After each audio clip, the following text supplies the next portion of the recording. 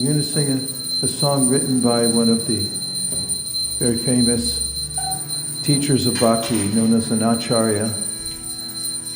It's in the Bengali language, and it's been phoneticized here so we can somewhat read it.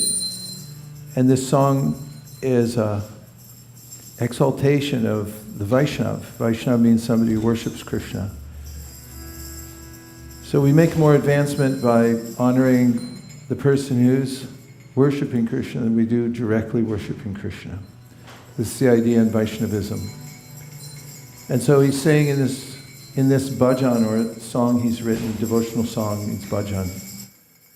The Vaishnava Thakur, oh hey means oh. Doyara Sagara, it says you're an ocean of mercy.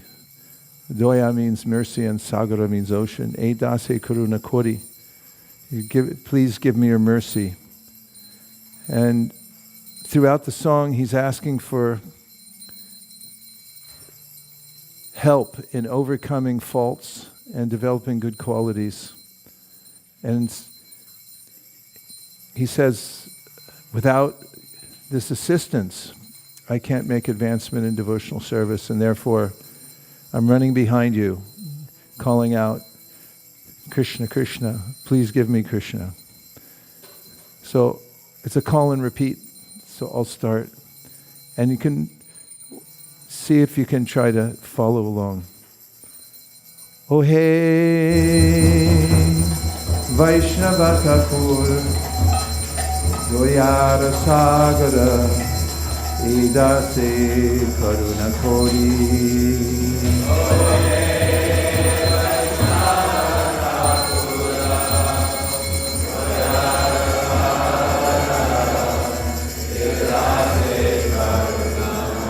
Oh hey Vaishnava Thakur, Doyara Sagara, Edase Karuna Kori. Oh hey Vaishnava Thakur, Doyara Sagara, Edase Karuna Kori.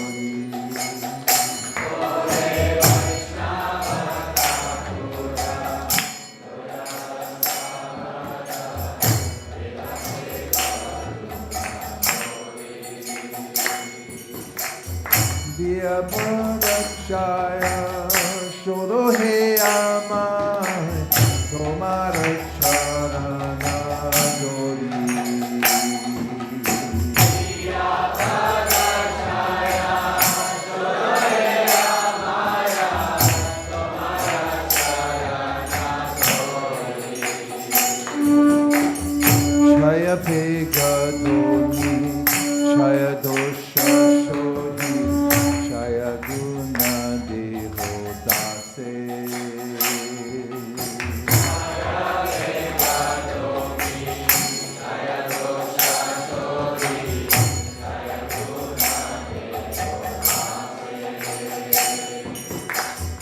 Chaya satsanga deho he amare bojasi sangera ashe. Chaya satsanga deho he amare bojasi sangera ashe. Ekaki amar nahi thai bhalo Hare Nama Sankirtane. Ekaki amar nahi thai bhalo Hare Nama Sankirtane. Tumi kripa kori Sharabindu dhiya Deho Krishna Nama Bhane. Tumi kripa kori Sharabindu dhiya Deho Krishna Nama Bhane. Krishna se Tomar Krishna dite paro Tomara shakati ache. Krishna se Tomar Krishna dite paro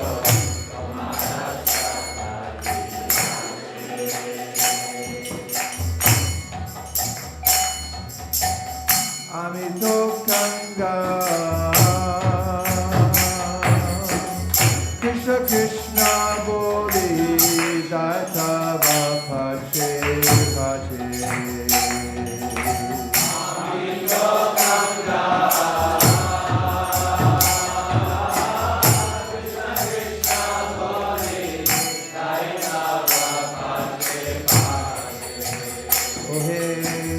Vaishnava Thakur Doyara Sagara Dasa Karuna Kori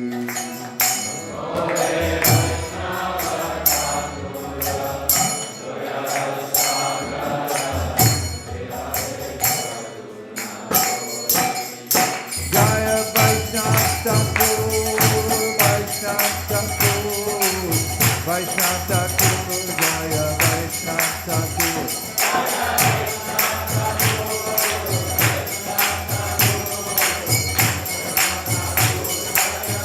Jai Jai Prabhupada Prabhupada Prabhupada Jai Jai Prabhupada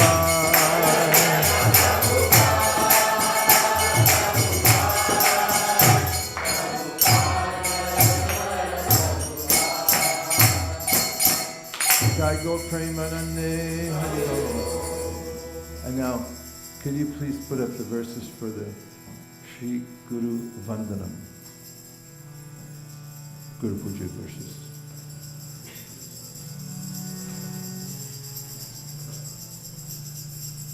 Chariya Vaishnava Seva Nistara Payeche Kiva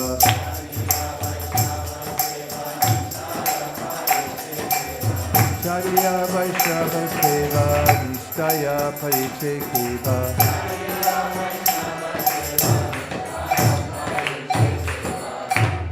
Few more verses, but we're going to read the translations right afterwards. So please just follow along as best you can, and we'll hear the meanings in a minute. But basically, they're honoring the spiritual teacher because, as I just mentioned a moment ago, we have access through the disciplic line where we honor those who are dear to Krishna. So this ceremony that we're going into now is for worshiping our founder Acharya, Srila Prabhupada, seated on this seat called the Vyasasana, the sign of distinction as one who represents Krishna. Okay, we'll do the translation first.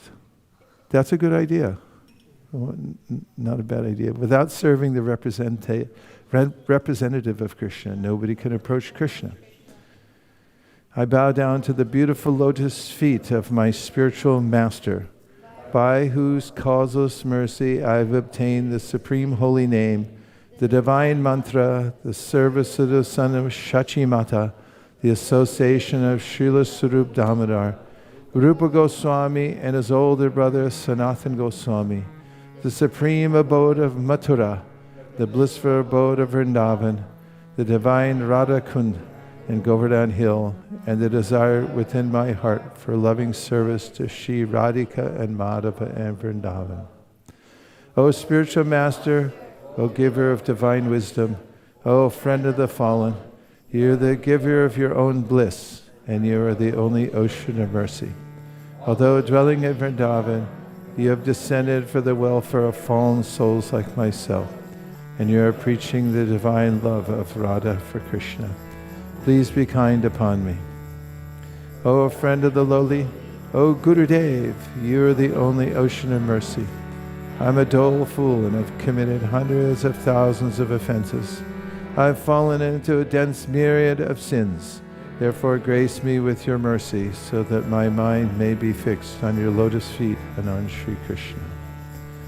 Although I know that my spiritual master is the servitor of Sri Chaitanya, I know him also as a plenary manifestation of the Lord. Every living entity is eternally a servant of Sri Krishna Chaitanya. Therefore the spiritual master cannot be other than a servant of Lord Chaitanya. The spiritual master's eternal occupation is to expand the service of the Lord by training disciples in a service attitude.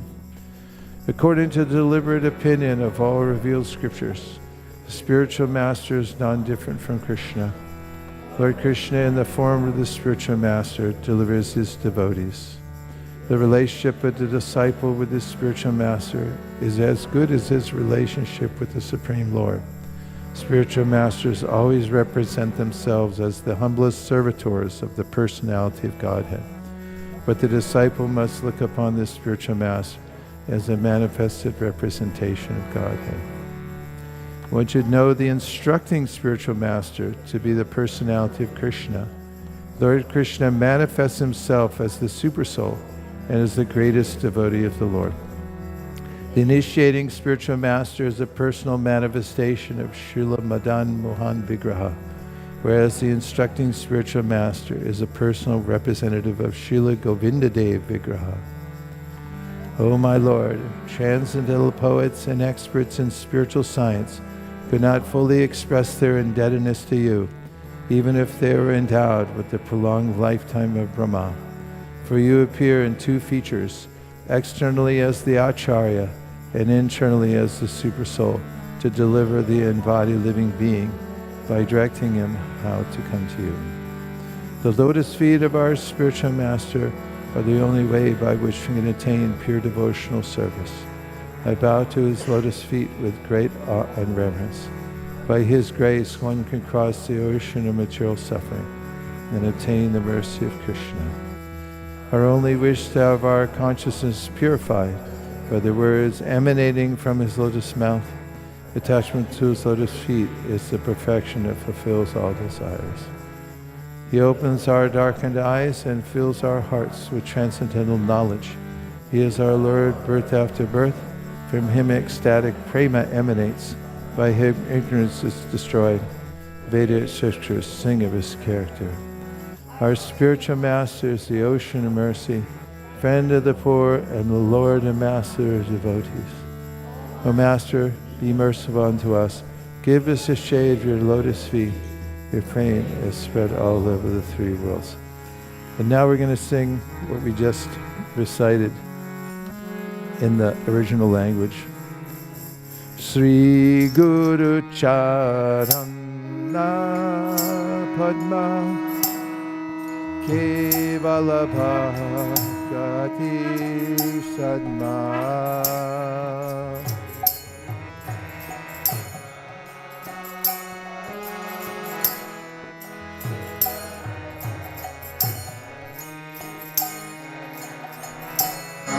Mando Muri Savadana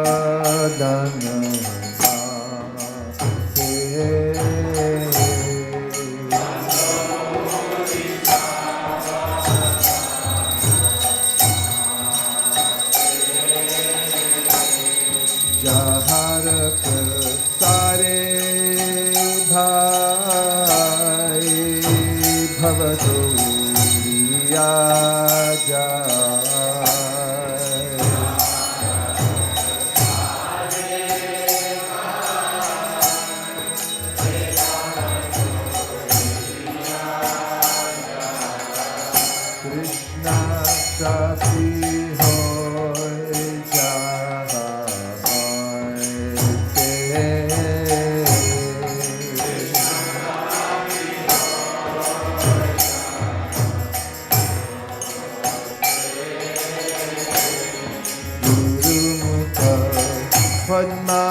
Padmabhakya Chittete Koriya Aikya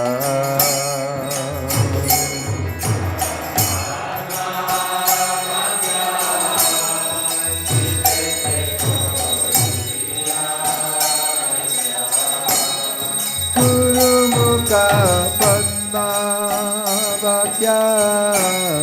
Chittete Koriya Aikya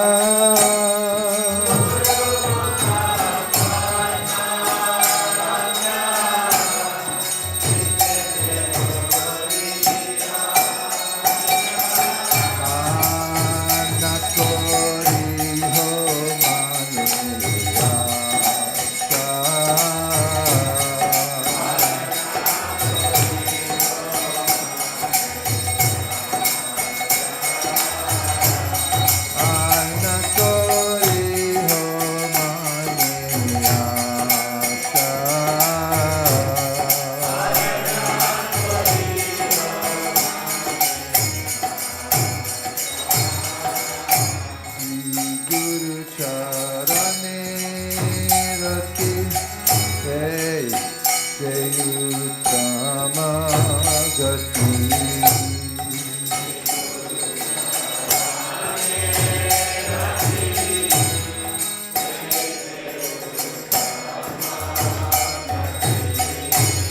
Sri Guru charane rati Uttama gati.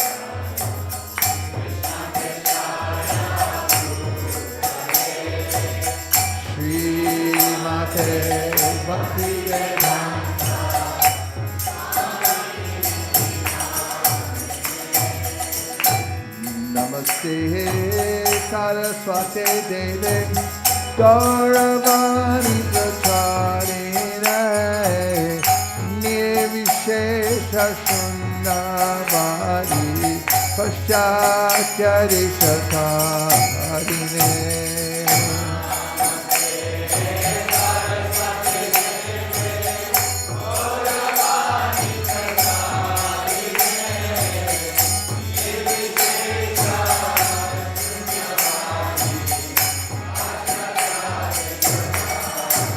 Jaya Shri Krishna Chaitanya Prabhu Nityananda Shri Advaita Gadadhar Srivasadi Gaur Bhakta-vrinda Krishna Chaitanya Prabhu Nityananda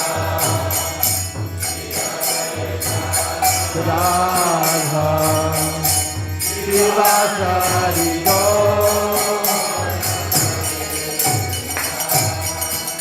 Shri Krishna Chaitanya Prabhu Nityananda Shri Advaita Gadadhar Srivasadi Gaur Bhakta-vrinda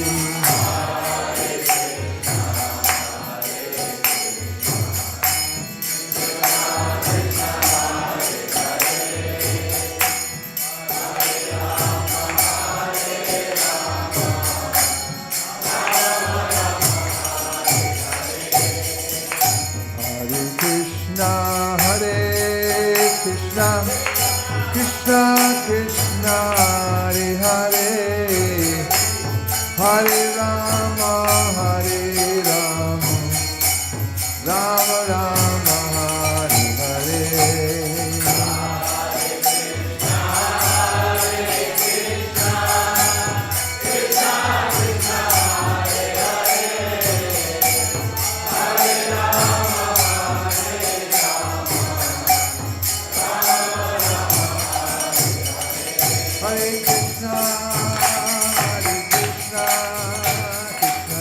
Krishna, Hare Hare, Hare Rama, Hare Rama, Rama Rama, Hare Hare.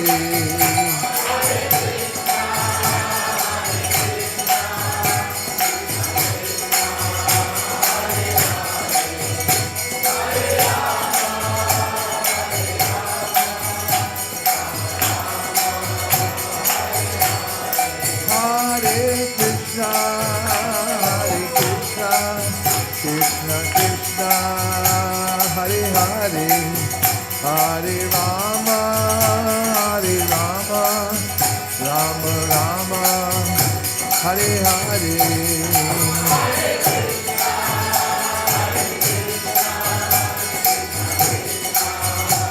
Krishna Krishna, Hare Hare, Hare Rama,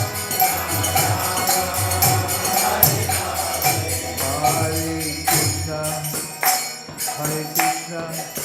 Krishna Krishna, Hare Hare, Hare Rama, Rama Rama, Hare Hare.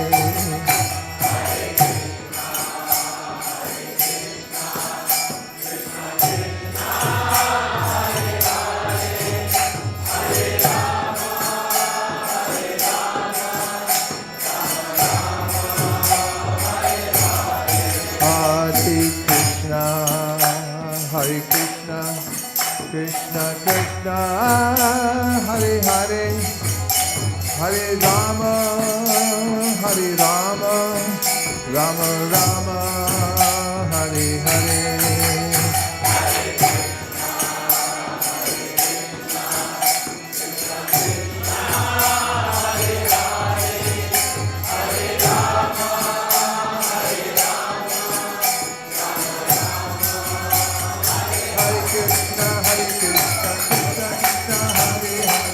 Hare Rama, Hare Rama, Rama Rama, Hare Hare.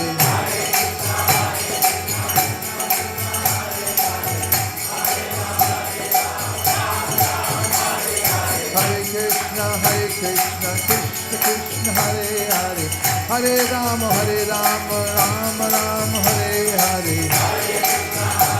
Hare Krishna, Krishna Krishna, Hare Hare. Hare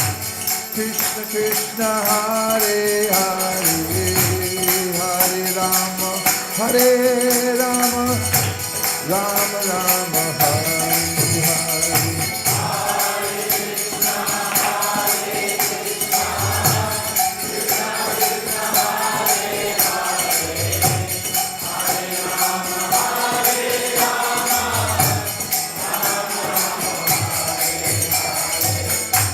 Hare Krishna, Krishna Krishna, Hare Hare. Hare Rama, Rama Rama, Hare Hare.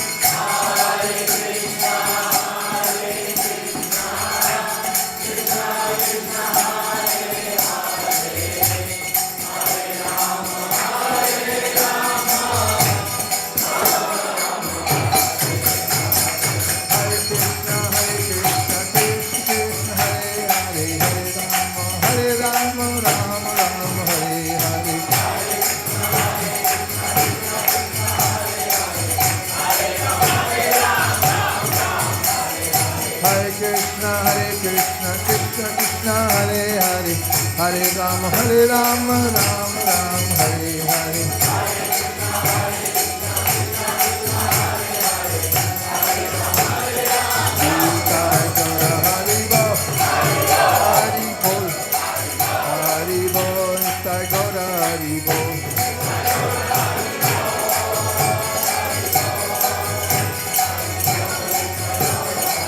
Jai Jai Prabhupada, Prabhupada, Prabhupada, Jai Jai Prabhupada.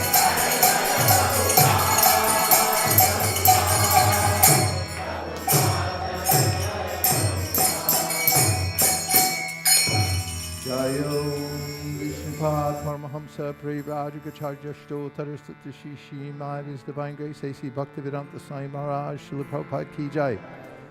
Jai Om Vishnupada Paramahamsa Parivrajakacharya Shtotar Satyashishi Maharaj Srila Bhaktisiddhanta Saraswati Goswami Maharaj Ki. Ananta Koti Vaishnavini Ki. Namacharya Srila Haridas Thakur Ki. Prem Zagaho Shri Krishna Chaitanya Prabhu Nityananda Shri Advaita Gadadhara Shivasari Gaura Bhakta Vrindaki Shri Shri Radha Krishna Gokopinath Sham Kund Radha Kund Giri Govardhan Ki Jai Shri Vrindavan Dham Ki Jai Shri Mayapur Navadip Dham Ki Jai Shri Jagannath Puri Dham Ki Jai Tulsi Devi Bhakti Devi Ki Jai Jamuna Devi Ganga Devi Ki Jai Sambeta Bhaktivinoda Ki Jai. All glories to some of the devotees. All glories to some of the devotees. All glories to some of the devotees. Lord Premanande Haribo. Srimad Bhagavatam class.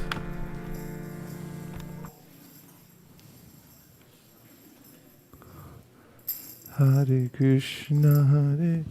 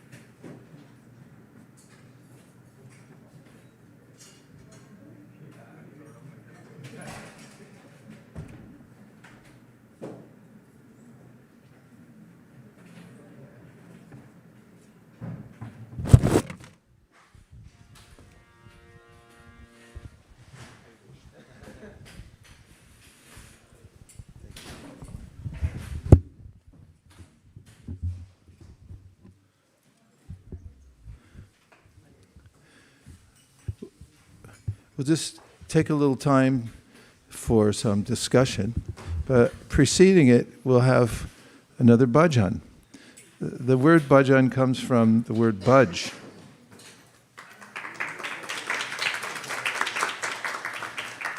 And this is the only place in the world you get these flower garlands. Budge means to express the devotion that's in your heart. It's natural that every living being has the propensity to love. And we repose our love in various places. But when we repose our love in Krishna, then it's perfectly and unlimitedly reciprocated. Or I should say, Krishna perfectly and unlimitedly reciprocates the love with us. And one of the foremost ways in which one in bhakti, one who's practicing bhakti, expresses this love is through song and music. Song, music, rhythm automatically opens the heart anyway. That's why people revere poets and songwriters so much. They want to go there, see them, touch them, and they songwriters, singers, they open people's hearts. They give them insights. This tradition comes from bhakti, the singing. And so bhajan means to sing from one's heart. And there are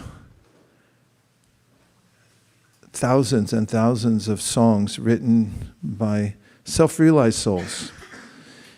And singing those songs written in the mood of bhakti by those who are self-realized, it gives us an opportunity to look through a window into the spiritual world and to also perfectly align our bhakti.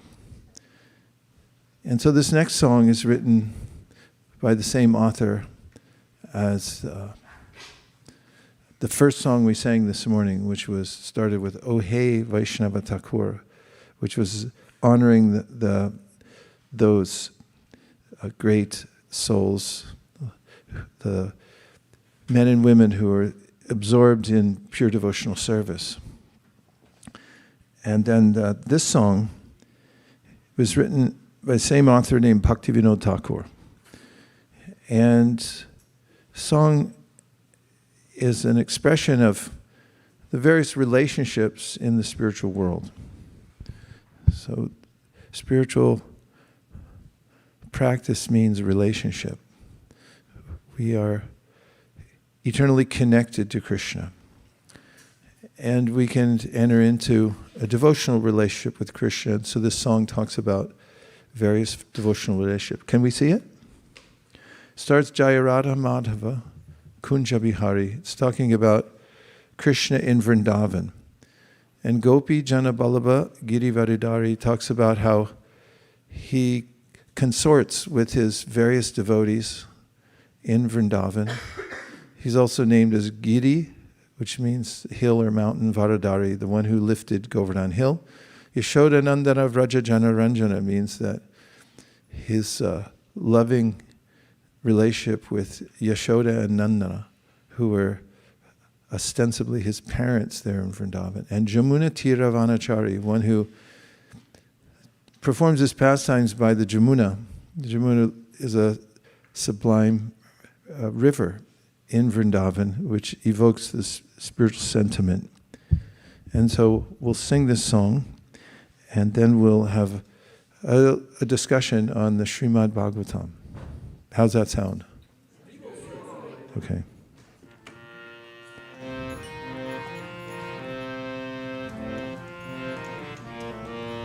Is this at full power? That's as good as it gets, right? Jaya Radha Madhava Jaya Kunja Bihari.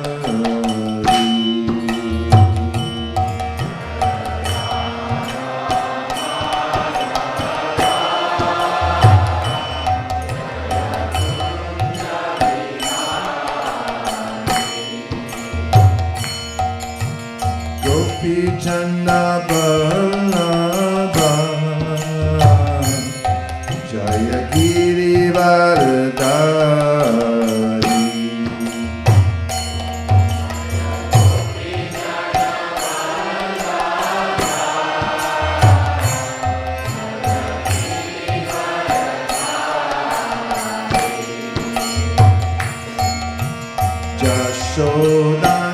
Jashodanandana Vrajachandarandana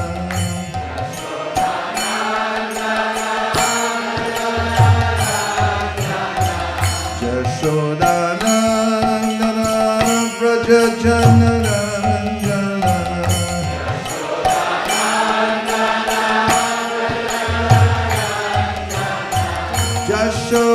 Jashodanandana Vrajachandarandana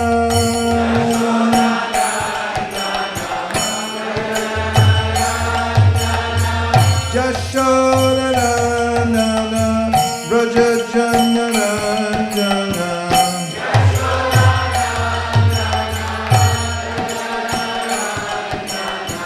Jamuna Tiravanachari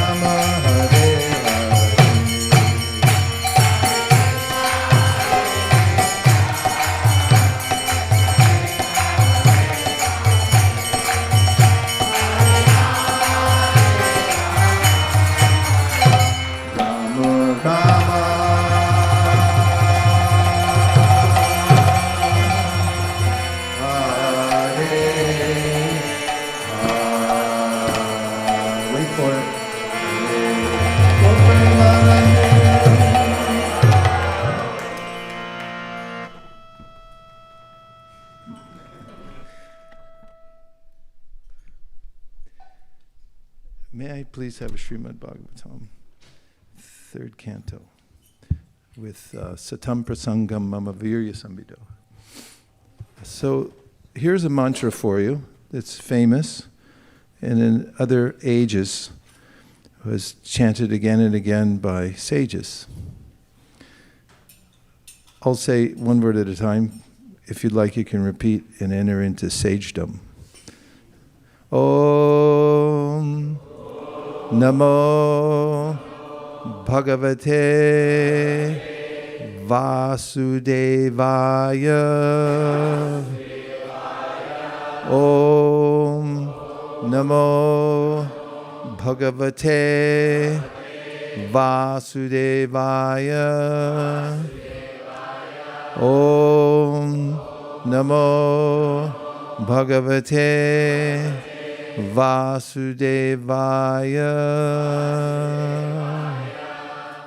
Now let's say all together. Om Namo Bhagavate Vasudevaya. And then in the next verse, Narayanam Namaskritya Naram Chaiva Narottamam Devim Saraswatim Vyasam Tato Jayamudira.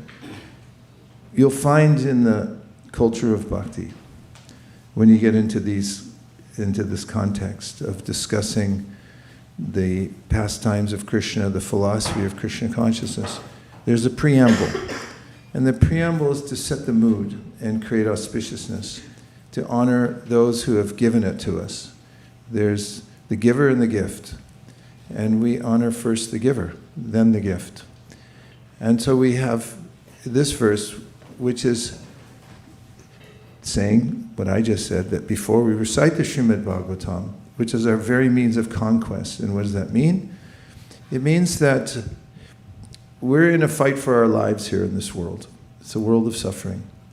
And we're being dragged downstream. If you've ever been in a current and you feel yourself being pulled away, how will we be released before we are swept away and lost?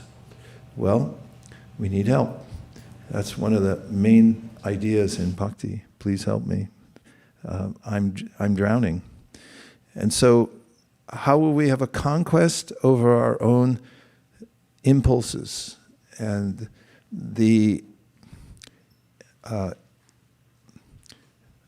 counterintuitive desire we have to stay in the world and suffer? How will we rise above that to a level of dignity where we're able to control our own senses and be self-determining and not immersed in bad habits that we know are not good for us? How will we rise above the mind? Well, there's a means of conquest, and that is hearing Srimad Bhagavatam. The Srimad Bhagavatam is another incarnation of Krishna. When we talk about the ways in which Krishna, the Supreme Personality of Godhead, appears in the world, he makes himself as accessible as possible to everybody. So one of the ways he incarnates in the world is as a book. That is, it looks like paper and ink, but it's where the temporal, paper and ink, meet the eternal in one place. How do you take advantage of that? Well, much the way you take advantage of a bridge. A bridge crosses a gap. We have a gap between the material and spiritual world, so how will we cross that? By hearing Srimad Bhagavatam. It's our escape. It's our way of entering into the spiritual world, even as we sit here in the middle of Silicon Valley. And the conquest takes place from the inside out. It's described how the sound vibration of the Srimad Bhagavatam itself is not from this world. It comes from the spiritual realm. So how do you take advantage of it? By hearing. And as we discussed last night, Shravanam, or hearing, is the first step to advancing in bhakti. Now check and see if you got a standard pair of ears thrown in with your human robot. You have a human robot? Yeah, you do. And what do you get standard thrown in for free? 2 ears. Don't look at them too long in the mirror or you'll freak yourself out because you're like, what the heck is that? Well, what it is two little devices, count them two, to capture sound vibration. And by sound, we may be liberated, or by sound, we may become more entangled in the world. And that's why we have a brain in between the two ears, is to develop the brain so that we can make the right choice. And when we're able to make the right choice to hear the sound vibration that liberates, that means that we've entered into the realm of bhakti, and we're able to conquer over the proclivities that have been ingrained in us by bad association for many, many lifetimes. So Srimad Bhagavatam is in that way our means of conquest, and all we have to do is hear it. And then the verse goes on that we offer respectful obeisance with bowed head and folded hands to the personality of Godhead. God is one, but he has various features. And the topmost of all those features is that he's a person. The personality of Godhead, or we call the Supreme Personality of God, SPOG, if you want to abbreviate it. Because God does not have the defect of being only impersonal. How could he? How could he be complete if he was not a person? And how could we be persons if we're emanations from God? Besides that, we're not thrilled by impersonality. In fact, we abhor impersonality or situations in which we have no variety. We strive for seeing, hearing, touching, and especially relationships of love. And so in the Bhagavad Gita, Krishna describes Bhuktaram Yagatapasam Sarvaloka Maheshwaram Suridam Sarvabhutanam Gyatvam Mam Shantim Richati. He said, if you want Shanti, what is Shanti? Peace. If you want to feel peaceful, which is impossible in this world, and especially in Silicon Valley, then there's three things that you can come to understand which will allow you that peace you're looking for. And the first one is that if you want the love that you're seeking in this world fully reciprocated, then give your heart to the personality of Godhead. That's what it means, Bhuktaran Yagatapasam. Many people you give your love to can't give it back. True or false? But Krishna can give unlimited love back. Whatever we give him, even the tiniest gesture, if you just one day, unsophisticated, without any context, you just had an urge to offer God a little flower or a leaf that you found, and you just offered it in a simple way, no ritual involved, just from the heart, he will accept it. That's one of the main themes of the Bhagavad Gita. If you're sincere and you try to offer something, then Krishna will accept it and he'll reciprocate directly with you. And he's only waiting for that. And that's what bhakti means. I understand that I'm looking for love in all the wrong places. I'm trying to give my affection to those who can't fully reciprocate it. Incidentally, when we develop this sense of loving Krishna, then we're able to more fully love everyone. Because our capacity for love for individual entities separated from Krishna is limited. We may love them and then we may hate them. But there's a deeper level of love when we understand that everybody's part of Krishna. Every animal, every plant, even some of the 52 cousins that we have that we don't like at all, we even love them because we know they're part of Krishna. It's a different level of love. Sarvaloka Maheshwara means this solves all your problems if you were worrying about your 401k or how to protect your apartment or your property or anything else you have. We've got a policy for you right here, which means Sarvaloka Maheshwara. And Krishna said, don't worry, I own it anyway. And the moment we flip the switch and say everything belongs to Krishna, it doesn't mean we don't do due diligence and get insurance and fund our 401ks, but we understand, when we understand clearly that Krishna owns it all, it's all his stuff. And we have no misconception that I can hold on to anything in this world. We come in empty-handed, we go out empty-handed. while we're here, if we have this clear idea, this is not my stuff. This is an Uber I'm driving in or an Airbnb I'm living in. It doesn't belong. There's policy. Somebody else owns it. I'm just staying there. And then Suridam Sarvabhutana means that if you understand that Krishna is your best friend, and he's benevolent at every second, and everything that happens to us is specially designed to bring us to our highest potential. These three give us peace. And so we offer respectful obeisances to the personality of God, especially in those three ways, with those three understandings. And then those who are avatars who have come to this world to help us, like Narayan Rishi, great sage who held forth so that many people could see the path of devotional service. Mother Saraswati, who is that? She's the goddess of learning. If you want to get 1600 on your SAT, you better ask Saraswati. And then we have Vyasadeva. Vyasa means the one who takes the eternal wisdom of the Vedas and he makes it available to the world. Out of a sense of compassion that without knowledge, human beings can't rise above the anomalies of the material world. And therefore we say, Tato Jayamudira, this is our very means of conquest. Does anybody have any reflections from the preamble? Anything that you heard that stuck or that you have a query about?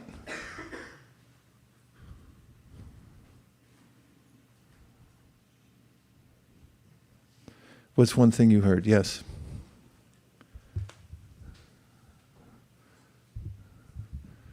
You get a free mic with every comment in this class. But it belongs to Krishna.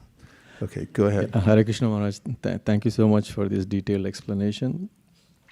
So, a lot of times, right, we want to read Bhagavatam and we are so focused on getting to the words and reading it. But I realize like sometimes throughout the day, we do like so many activities, right? So these prayers, set that platform, to purify us so that we can relish the Bhagavatam more. So that's one thing I realized, that you have to set your mind in a right frame to understand the Bhagavatam. And these prayers like get us to that platform. Then you can relish it very well. Yeah, and if you're in a big hurry, start when you wake up in the morning and do your preamble. As soon as you open your eyes, then you can offer everything you do the rest of the day in that same mood. That's highly recommended as a lifestyle choice in bhakti. As soon as you open your eyes, don't turn on CNN. I don't even know if they're still on, but whatever sound vibration you hear when you first wake up, whatever intention you make as soon as you open your eyes, that will frame the rest of your day. So there are bhakti affirmations that you can say as soon as you open your eyes. And that starts you with this frame of entering into bhakti. Did you have a point you'd like to make? Hare Krishna. I was thinking, Prabhu, that there is actually process to read Bhagavatam, and it just clicked right now when you were explaining the verse. And I was thinking that this, it says that to offer respectful obeisances unto the Supreme Personality of Godhead, Narayana, and then unto Narayan Rishi, the supermost human being, then Mother Saraswati. So we all owe to them for assisting in assimilating the knowledge of Srimad Bhagavatam. That's what I was contemplating, like Mother Saraswati is the goddess of learning, and then also Srila Vyasadeva, who wrote the Bhagavatam. So without their blessings and previous Acharya's blessings, it's not very easy to comprehend what is there in the Bhagavatam. I was just thinking around that aspect. Thank you very much. Nice summarization of the point. Appreciate it. And now, shall we look at the Bhagavatam? Are you wondering, what is all this about? I'll give a verse from the Srimad Bhagavatam, from third canto. There's 12 cantos in all. This is from the third. The 25th verse, third canto, 25th chapter, and verse is number 25. So 325:25. And this is a conversation between a saint named Devahuti. She was the daughter of a great king, and she is noted in the Bhagavatam as being one of the topmost devotees, Devahuti. It just so happened that she had access to Krishna and was able to ask him many questions. Krishna comes in many incarnations, and the incarnation here that she's speaking to and asking questions of, and who's answering her, is named Kapila. Everyone say Kapila. And her name is Devahuti. So it's a conversation between Devahuti and Kapila. It just so happens that Kapila is her son. He appeared in her womb. And here he's talking, is Kapila, about, this chapter is entitled The Glories of Devotional Service. What's in it for you to practice devotional service? And this verse starts off, I'll just mention some of the Sanskrit words and how they relate to our discussion, and then see if you can generate questions when I speak it that might help open the conversation further. Does that sound fair?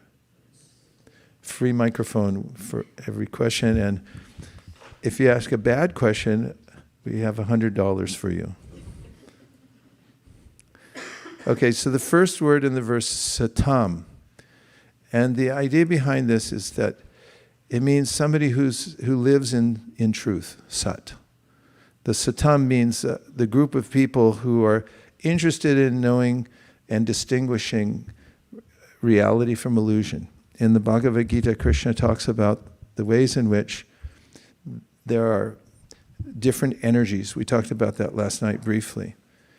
And in the briefest of summaries, he said, one of the energies is temporary. That's the material energy. It's constantly changing. And the other energy is never changing. It's always existent in the highest state, which is pure consciousness. And there's a difference between pure consciousness and impure consciousness. So those who are satam are interested in developing pure consciousness. And they've been able to distinguish the difference between being in pure consciousness and being in impure consciousness. That's satam. And then prasangat. Prasangat means, it comes from the word sangha. Everyone say sangha. So sangha means a connection. Anga means something that's part of you, and sangha means that, in this context, it means you make a connection with the satam. Who are the satam? Yes, those who are situated in reality. And satam prasanga means to stay connected with those who are seeking the truth and who are situated in truth. Now, in the Bhagavad Gita, Krishna says, Jayato Vishayam Pumsam Sangas Teshu Bhajayate. Sangat Sanjayate Kama, Kama Krodo Bhajayate. And that is that we can make other kinds of sangha besides with sat, with those who are absorbed in the process of devotional service. That means if you associate with those who are interested, or I say optimistic about the material world. What would be a sign of optimism for the material world? That one way or another will make it through. I'm sure there's plenty of songs, heroic songs written to express how, well, no matter how difficult the material world is, I'm still going to try to find happiness here. We could translate it into a song later. There are plenty more about that topic. And that means there's two kinds of heroes in the world, Srila Prabhupada said. One is the one who fights valiantly to try to enjoy the material world despite the odds. And the odds are staggering. Shall I mention the odds, the statistics behind it? You like statistics? Okay. The death rate 1 million years ago and 5,000 years ago, and in 2025 is the same as it's ever been. Do you know what it is statistically? 100%.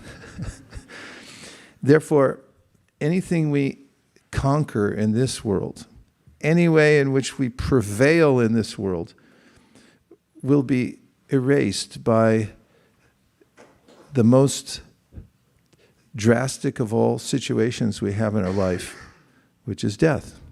It can ruin your whole day. Mrityu sarva harashaham. Krishna says in the Bhagavad Gita that I come as death, I take away everything.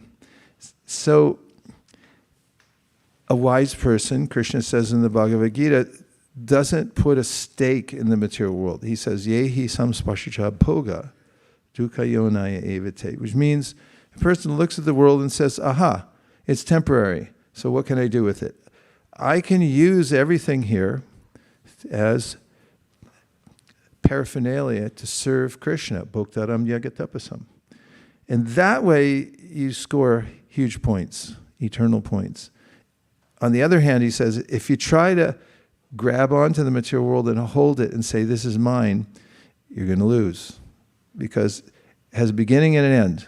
Adyanta Vanta Kaunteya, he says to his student, Arjuna, he calls Kaunteya, he says, it has a beginning and an end, so you can't keep it, so you can't hold it. Instead, use it for the higher purpose, which is serving God.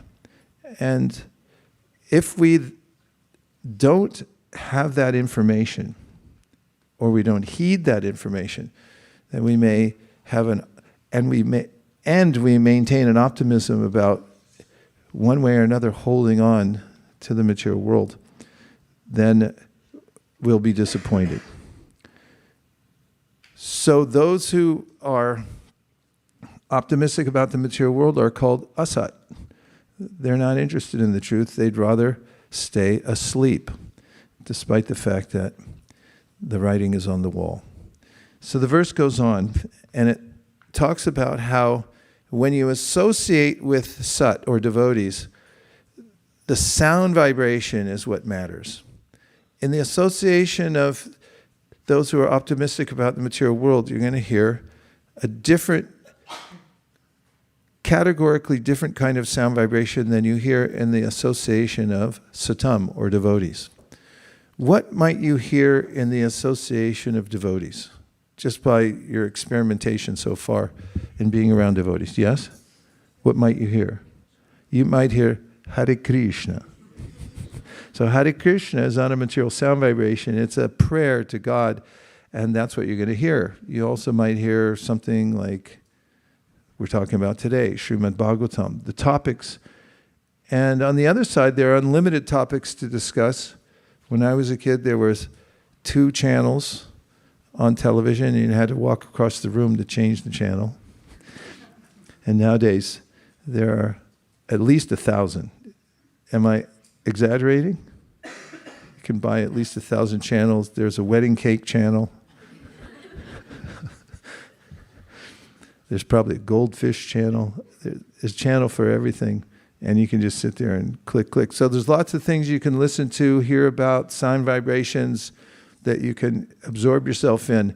But when you associate with satam, the vibration is from the spiritual world, because that's what satam devotees are interested in. So that's what we're going to talk about. That's what we're going to sing about. So what's so great about that? He goes on to say in this verse, Bhavanti hrit karna rasayana kata. So rasayana means medicine. And when we have some disease, it's very nice, first of all, to have it diagnosed. Don't you hate it when you feel infirm and then you go to a doctor and the doctor says, I have no idea what you have? Do you hate that or not? Scale of 1 to 10. 10 means hate. 1 means you don't care. 10. So getting things diagnosed is really important. The Bhagavad Gita, we'd already talked about the diagnosis. Then, well, what about the medicine? Then they may diagnose the disease and then say, yeah, but we don't have anything that can cure that. That's another option, right? First, I don't know. Next is I know, but there's nothing we can do for you. Which do you hate worse? Not knowing or knowing and then not having the cure? Which one? Which one's worse? Second?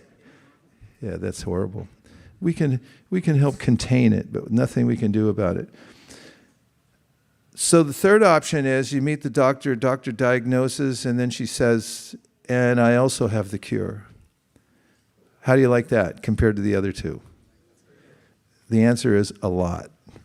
We like it a lot. I like it a lot.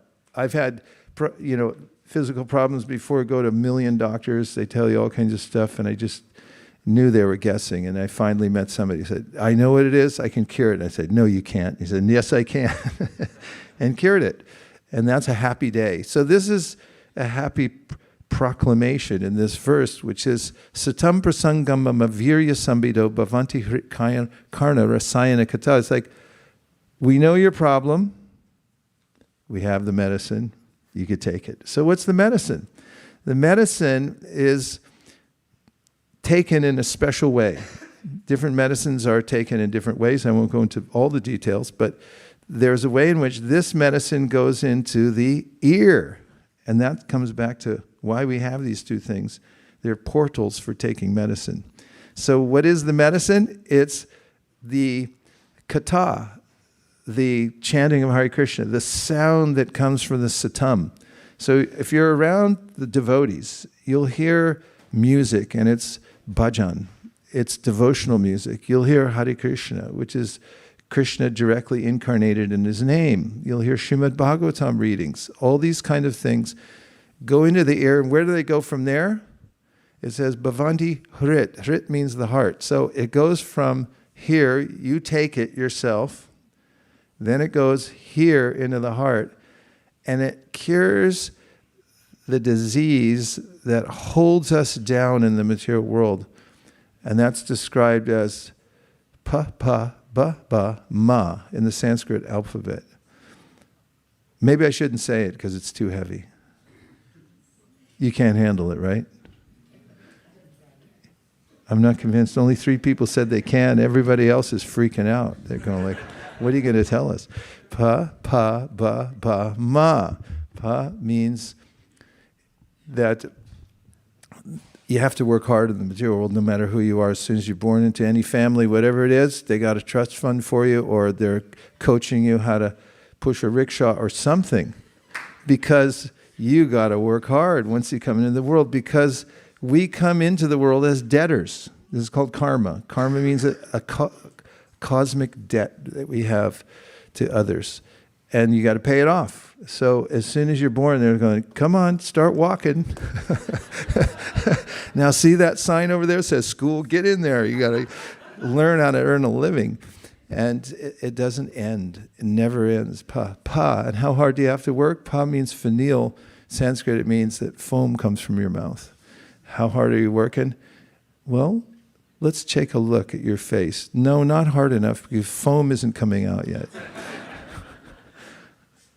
Ba means that whatever we do, ultimately, we have to give back. So we work hard for that which is temporary, and we become discouraged when we lose it. And then bha means bhayam, fear. Fear means that even as I'm doing anything in this world, I'm looking over my shoulder thinking, when am I going to lose it? As soon as you get money, you start thinking, like, who's going to steal it? Is the government going to take a bigger part of it than I wanted? Is one of my 52 cousins going to come and say, I need a heart transplant, you're the only one in the family can pay for it, hand over the money. One way or another, it's all going to go, so we're fearful. And pa, ma. Hate to bring it up again, but ma means mrityu or death. It's all erased.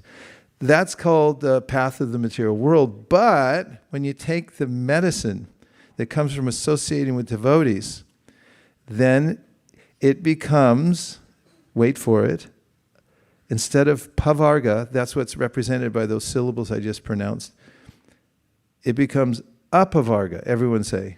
Apavarga. So apavarga means, when you put an A in front of a Sanskrit word, it often reverses the meaning. So it means now, take away, it's like an undo button. Have you ever wanted one of those?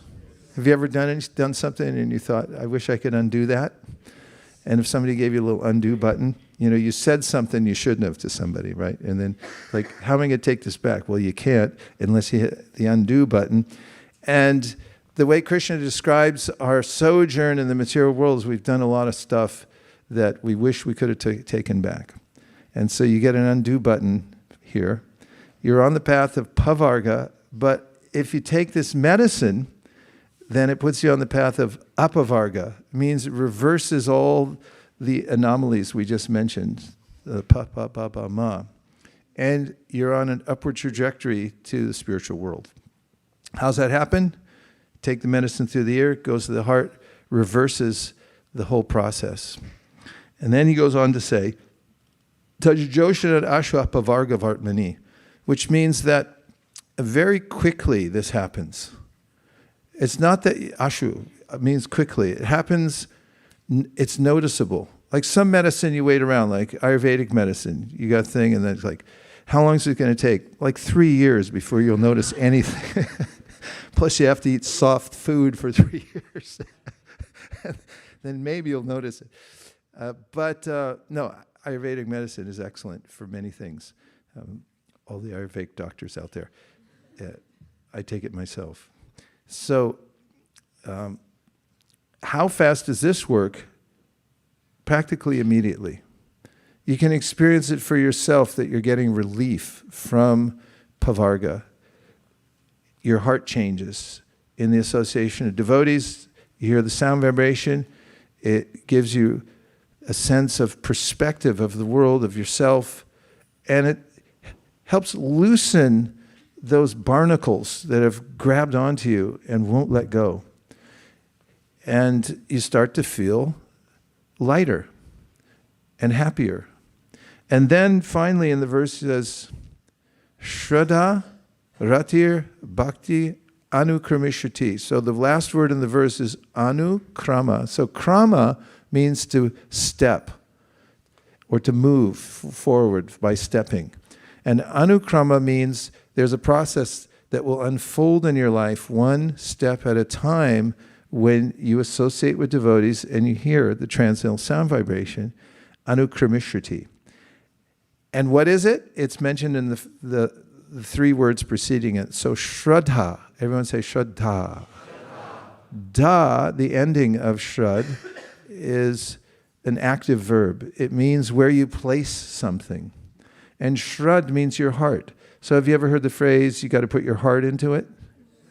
Yeah, that's shraddha. And everyone, Krishna says in the Bhagavad Gita, puts their heart into something in this world. Everybody, because that's our nature as living beings. We want to do something. We want to love somebody. We want to invest ourselves in something. We want to put our heart into it, because that's what we are. We're heartfelt beings. We're sentient, means we're heartfelt. And so shraddha means you are placing your heart in the right place. You're giving your heart to satam, to truth, to hearing about Krishna. And that's where your heart's going. You place it there and you become invested in that, heart to heart. It's what your main thing is. And you may externally be engaged in many different activities, like working on a spreadsheet. You may sit in a cubicle. You may drive an electric car. You may have an electric toothbrush. You may talk to people around the world simultaneously from different time zones and stay up all night to try to organize a team. You may do all these things, but even as you're doing shraddha, your heart is in Krishna. That's shraddha. So that's what you get by associating with devotees. That will awaken your heartfelt desire to be with Krishna, to hear about Krishna. And then comes rati. Everyone say rati. Rati means love, affection. You start to develop a sense of true affection for Krishna. And this is what is known as the blossoming of the bud that is there in our heart. We all have potential to love. And when we hear about Krishna and the association of devotees, then that bud starts to open. And then the third word is bhakti. Does that sound familiar? Bhakti, right? And bhakti means when the flower completely opens and it blooms. If you've ever seen a flowering tree, in Japan in April, it's a cherry blossom season. And when you got to be there at the exact right time. Transitory beauty. In Japan, people celebrate transitory beauty. It's a part of Shintoism and also Buddhism, where beauty's here, and they also celebrate that it's then gone. It's fleeting. It comes and goes. And there's a point at which the trees, the cherry trees, of which the whole country of Japan is awash in, and you may, in your neighborhood, see somebody who really took care to landscape their house. And especially in springtime, you go by and you go, wow, look at that. Well, that's the whole country of Japan. It's all landscaped, every inch.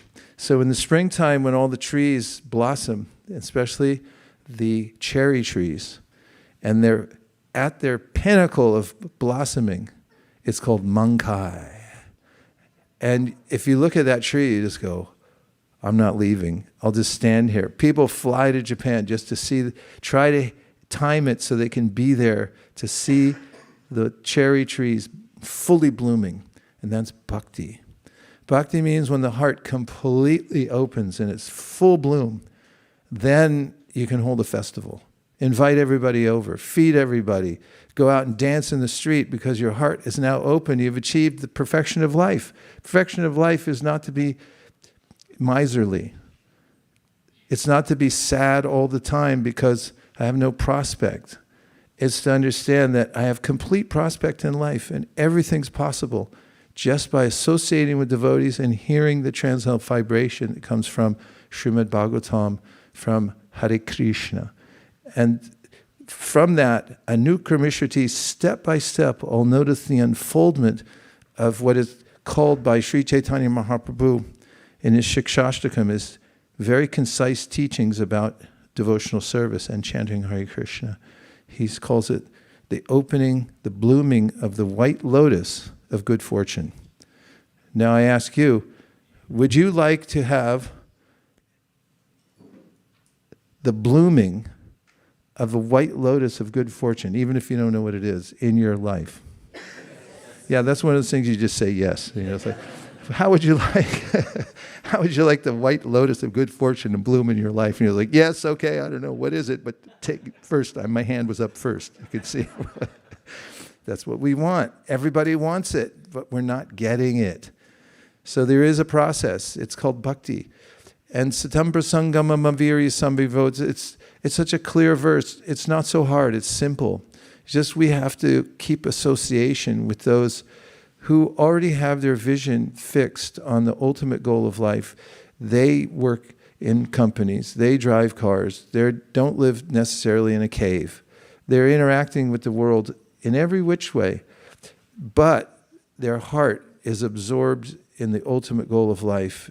And if you stick in that association, then you'll find an unfoldment of the same thing in your life. Even if you're the most unqualified, you may document it. I'm the most unqualified person who ever approached bhakti. I have no idea what it is, how it works, anything. Doesn't matter. If you stay in the association of those who are satam, then this unfoldment will take place in your life. And now we'll take a few reflections or questions. Yes?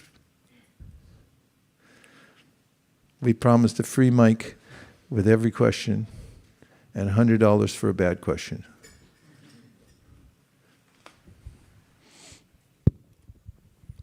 Hare Krishna, Gurudev. Hare Krishna. I have two questions. Okay. First, why is it that doing the wrong thing is so easy and doing the right thing takes so much effort and discipline? It's because of habit. When you're learning to play a musical instrument, if you learn to play it wrong, it takes 7 times longer for the teacher to get you to do it right. Did you know that? That's an old saying. There's a meme about how a student comes to learn how to play sitar, and the teacher says, "How long have you been practicing?" He says, "I've never touched one before." And he says, "Okay, it'll take you about 1.5 years to learn how to play it." And the next person comes in, says, "I'd like to learn the sitar." He said, "How long have you been playing it?" I said, "I learned on my own. I've been playing for about 5 years." And he goes, "Okay, it'll take you 20 years to learn." Why? Because you got some bad habits, and it's really hard to undo those. And the Bhagavad Gita describes how we're on a continuum, and we've been associated with what is called the material world, the material energy, and we've been in the habit of taking shelter of matter over and over and over again. So it becomes second nature habit. And to change that takes a little work. We actually have to take the first part of bhakti, which is called vidhi. You have to be disciplined in the beginning, because you won't naturally want to do it. The beginning stage means you understand with your intelligence that this is a good idea, but you don't have any taste for it. In fact, it may taste bad. And this is a teaching that comes from the Nectar of Instruction by Srila Rupa Goswami. He says that when you begin your practice of chanting, what does he say? Syat Krishna nama charitari sitapta vidya. Because of being associated with avidya, or ignorance, for so long, you have a disease that he compares to jaundice. Jaundice is the over-secretion of bile in your system. And it not only turns you yellow, literally, but it also coats your tongue, and anything you eat, especially things that are sweet, taste repulsive. And so he says, when you first start, because of connection with ignorance for so long, it pervades our bodies in very strategic places. Our hearts, our minds, our very senses are used to certain things. Then he says, when you chant Hare Krishna, which he then compares to the curative for jaundice, which is sugarcane juice. Sugarcane juice is readily available in India. There are these places where you go up and they take the stalk and they run it through. They used to have a hand. Some places they might still have it, but now they just have a machine and they flick it on and and it goes through, and you can watch the stalk of sugarcane go through, and then the juice comes out and they collect it, they strain it, put in a little ginger, little lime, and you drink that. And it's got a curative effect for jaundice. So the doctor will tell you, you've got jaundice, every day you go down to the corner there to my friend Dilip, and you tell him that I want 1 cup pure sugarcane juice. He said, but I warn you, when you take that, it's going to taste awful. Even though it's the sweetest thing on earth.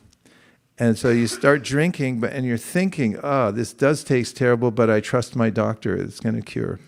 So Rupa Goswami says, as you chant Hare Krishna, don't be surprised if every fiber of your body freaks out and says, ew, this is awful. I want to scroll on the internet. I want to have 8-second movies and that mean nothing, that end nowhere, that have no plot. They just move on one thing to another. I don't want any conclusion to anything. I just want to be suspended in ignorance with no idea of what's going on in the world. But then as you deliberately take the direction of the doctor and take the sugarcane juice and you continue the chanting, he says, just as jaundice begins to cure, and by the 4th, 5th day, you feel like, well, maybe it doesn't taste as bad. And then maybe a week, 10 days later, you say, actually, it tastes a little sweet. And then later, after that, you say, oh, this is so nice. So there are stages in devotional service, very particularly chanting. The first stage is called the offensive stage, when we have no idea what we're doing, and we feel as if we're stumbling and we are not getting a lot of taste. And then comes a clearing stage where we start to feel, oh, this has some effect on me, it's making my life better. And then there's the pure stage where we've tasted fully. And this is anukramishruti, one step after another, we have to follow the process. And overcoming ignorance is no small thing. It's deeply embedded in us. Actually, I'll retract that. It's not so deeply embedded, it's not part of our nature, but we've been covered by it for so long that we've gotten used to it. And it's easy, you can get used to anything and then think it's normal.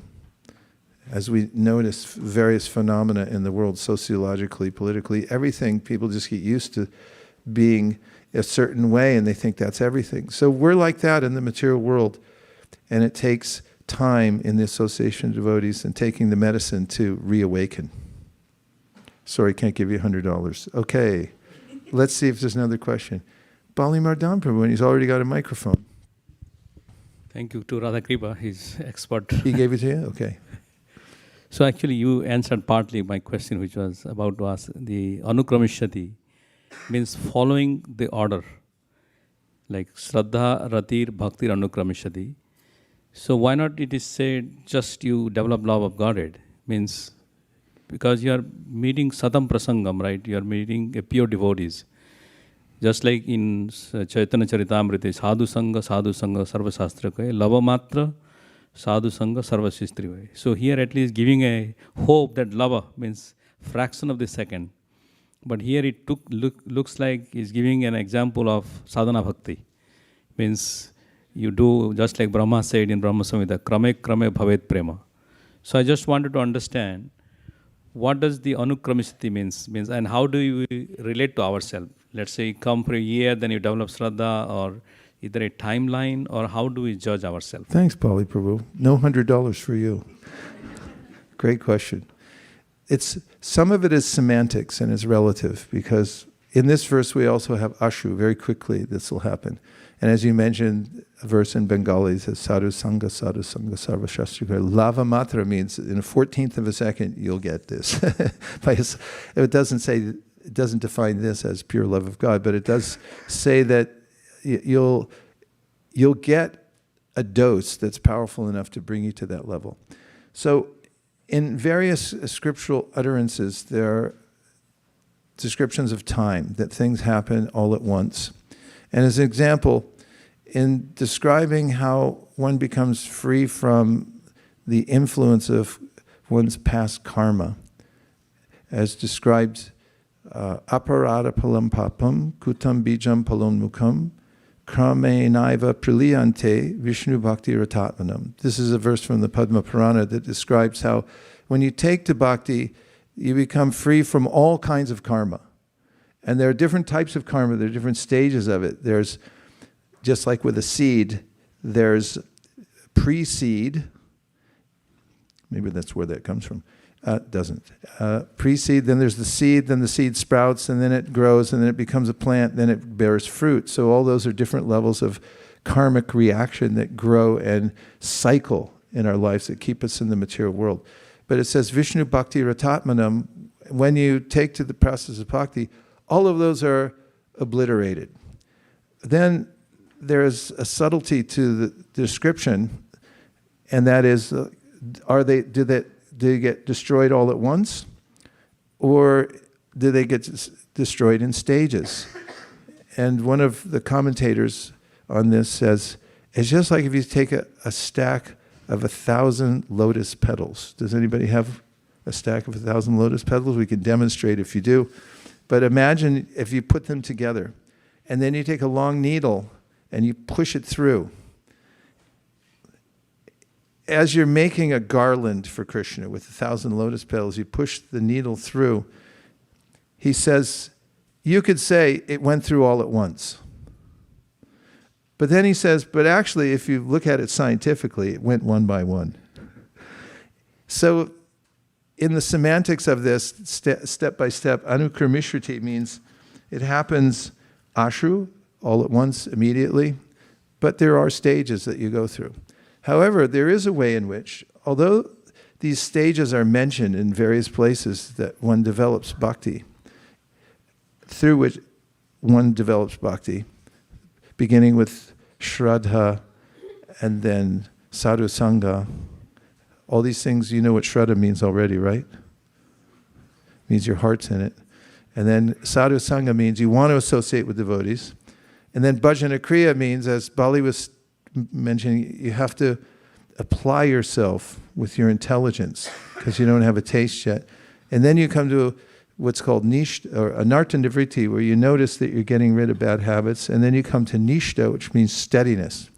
It's cognate with the word stand in English. You have a place to stand in bhakti. You're not pushed around. You're not wishy-washy. You're like, this is it. I'm in it. Then comes ruchi, or taste. You actually feel the taste, like you're pushing a rock uphill, and once it gets there, it rolls down the other side. It just goes by itself. And then comes asakti, which means it becomes your primary focus. There's nothing else that you're interested in.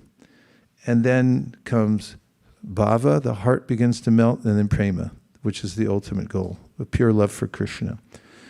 However, although it's, forget the however, I'll just say although it's mentioned as a process, our teachers, acharyas, say that you may anachronistically experience one of the stages that are more advanced for your level.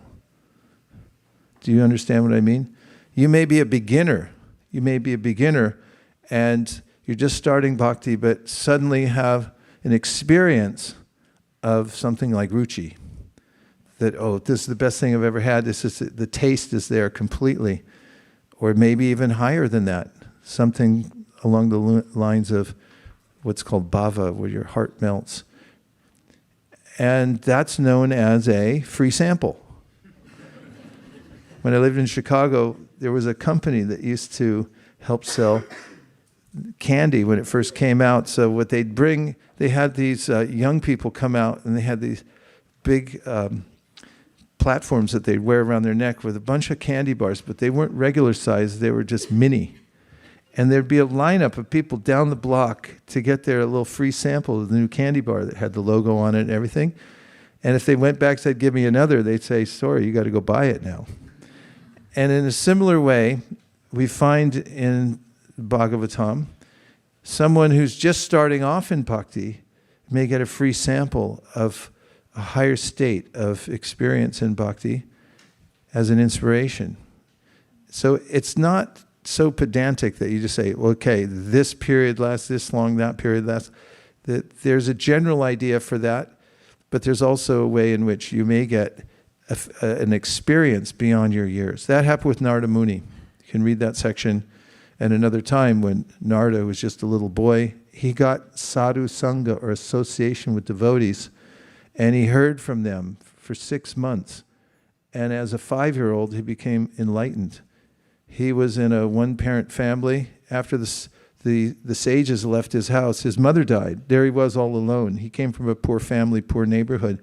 So he just walked away because he was already experiencing self-reliance on the process of devotional service. And then it's described how they had this unusually high revelation about bhakti. And then when he went back for another sample, Krishna said, sorry, now you got to buy it. He gave you the experience. And so that may be there also. And now we're out of time. Because normally we just go on and on and on. I mean, I would. And today, however, we have a variety show because there are a couple other events unfolding, and I think Pavani Bhakti warned you about it last night. Didn't warn you, she told you. It started as a warning, but then she said, no, it's going to be great. You're going to like it. It's a variety show. So now we have a group that has orchestrated a, if I'm not incorrect, it's about the shlokas, right?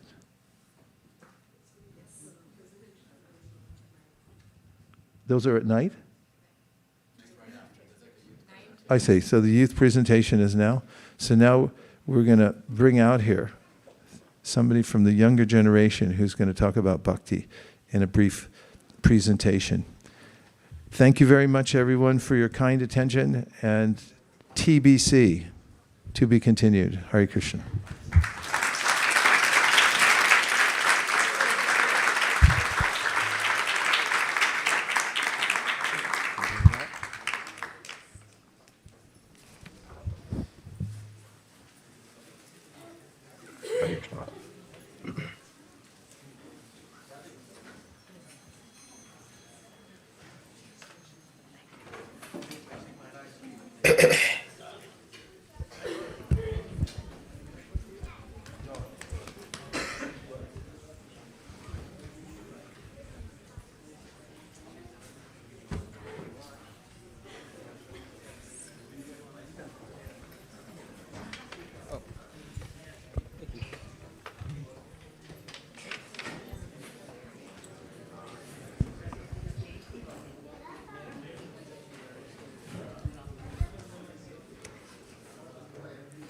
Hare Krishna. Thank you so much, dear Guru Maharaj, for a fantastic class again this morning on Prabhupada's 10th Canto picks. It's very nectarian to hear continuously in a series all the favorite verses of Srila Prabhupada in the 10th Canto. I'm sure all of us are relishing and appreciating the glory of Srila Prabhupada. So today we will have the Kaishura presentation by our own Krishna Priya.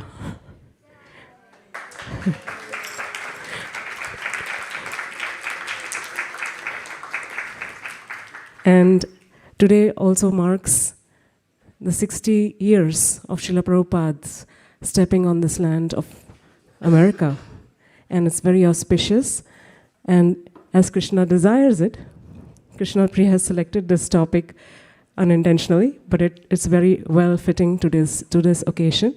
The topic is, do I need a guru?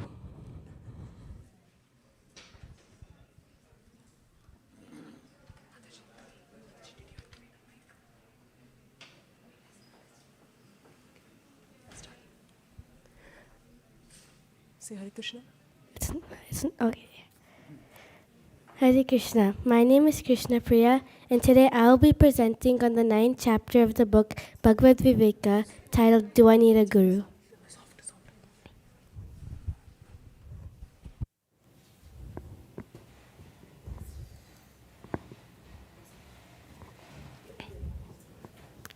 Who is a guru? A guru is someone who teaches us or gives us knowledge. We have different types of gurus. Our first guru is our mother and father. Then we have the various teachers who teach us material knowledge. We also learn through the various interactions in society. Lastly, our spiritual guru teaches us transcendental knowledge so that we can follow the spiritual path. Temporary and transcendental realms. This material world is temporary, and many people are getting stuck trying to gain knowledge so they can succeed in this material world. However, there's a spiritual world in which we belong. The spiritual teacher, empowered by the Lord, guides us on the spiritual path, inculcates the essential attitude in us, and invites us back to the material world for an eternal life. However, in this presentation, we will specifically keep our focus on the spiritual guru. In Srimad Bhagavatam 11.20.27, Krishna says to Uddhava, Nirdehamadyam sulabam sudurlabam plavam sukalpam guru karnadaram mayanugule nanabasvateditam puman bhavabdim nataretsa atmaha. The human body, which can award all benefit in life, is automatically obtained by the laws of nature, although it is a very rare achievement. This human body can be compared to a perfectly constructed boat, having the spiritual master as the captain and the instructions of the personality of Godhead as the favorable wings impelling it on its course. Considering all these advantages, a human being who does not utilize its human life to cross the ocean of material existence must be considered the killer of his own soul. How does one become a guru? A guru is a transcendental teacher of spiritual science who faithfully followed and imbibed the teachings of his own bona fide guru. This Guru Parampara thus connects to the Supreme Lord where all knowledge originates. The Guru Parampara, as per the Srimad Bhagavatam, starts with Krishna, Brahma, Narada Muni, Vyasadeva, Sukadev Goswami, Sutta Goswami, all the Naimisharanya sages, and so on. Why do we need to have a bona fide guru? We are all conditioned souls and imperfect. We need someone to guide us on the spiritual path. A bona fide guru can show us the real importance of the divine scriptures and guide us on the spiritual path. Krishna also says in Bhagavad Gita 4.34, Tadvidi pranipatena praniprashnena sevaya upadikshanti te jnanam jnaninas tattvadarshinaha. Just try to learn the truth by approaching a spiritual master. Inquire from him submissively and render service unto him. The self-realized souls can impart knowledge unto you because they have seen the truth. Practice the process. Srila Prabhupada took the instruction. Let's look at some examples from the Srimad Bhagavatam of devotees who have taken shelter of their spiritual master and followed their instructions. Vyasadeva took the instructions of Narada Muni and wrote the Srimad Bhagavatam. Then Dhruva Maharaj and Prahlad Maharaj became devotees by following the instructions of Narada Muni. Arjuna surrendered to Krishna on the battlefield of Kurukshetra when he was confused. Srila Prabhupada took the instructions of his Guru Maharaj to preach to the Western world and spend a lifetime in preparation. And all the disciples of Srila Prabhupada and their disciples who have taken the instructions of Srila Prabhupada to propagate Krishna consciousness all over the world. Conclusion. We learn from various teachers that as a student, our goal is to get good grades, and as an adult, our goal is to succeed in professional life. However, if we want to make full proper use of our human life, we should select a bona fide spiritual master and follow his instructions so that we can go home back to Godhead. Thank you. Hare Krishna.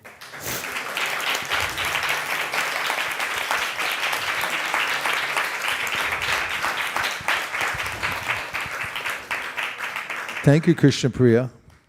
That was an electrifying presentation. You moved at a really good pace, and I liked your slides and the progression of your thoughts, how you put it together. It was convincing, and I liked that you gave a spectrum of teachers, especially the part where you talked about how we come into the world in ignorance, and our first gurus are our parents, and then we have teachers to show us how to interact with the world. And then your grand finale ended with such a strong point about how we need a spiritual guru in order to achieve the ultimate goal of life, which is to go back to the spiritual world. I thought it was very well done. You were very well spoken and well prepared. Thank you very much. Hare Krishna.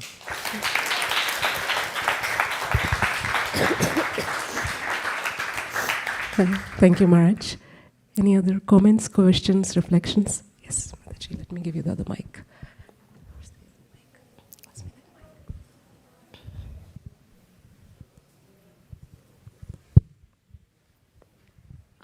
Hare Krishna. Thank you for this wonderful presentation, Krishna Priya. And I really loved how you described the body as a boat, which can be guided with the help of spiritual master.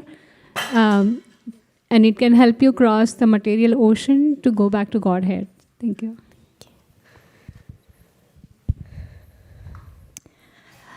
Krishna Priya, thank you very much. You really did a good job. You chanted the slokas so nicely, and you weren't just giving the information by rote. I feel like you really understand it. Two things popped out at me that caught my ear, and you said when Krishna invites us back to be with him, back home, back to Godhead. I really liked that you said it like that. And a few times in your presentation, you mentioned it's a bona fide spiritual master. And I think that's a really important point. So thank you for making that. Yeah.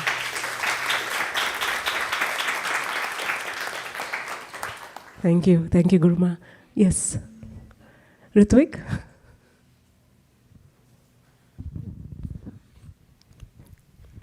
Hare Krishna, Krishna Priya. I really liked your presentation and all the various points you made. As Guru Ma said, you talked a lot about the Bona Fide Guru.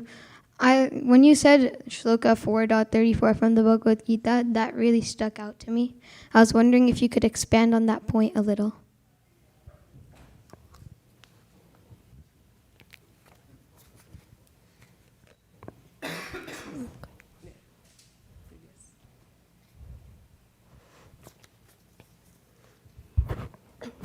So this text is basically explaining that when we approach like a spiritual master, they tell us, they give us instructions and give us points. So then when we approach a spiritual master, we can learn from them and we can get knowledge so that we can see the truth. Thank you.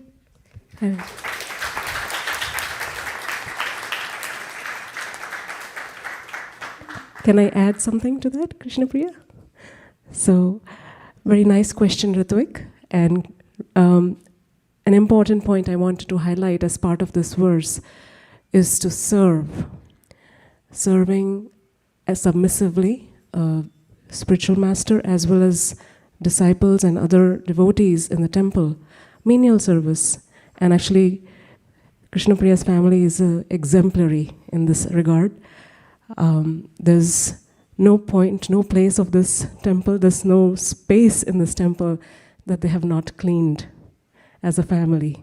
And so menial service is what connects us and brings our ego down so that we can actually understand the knowledge and realize it.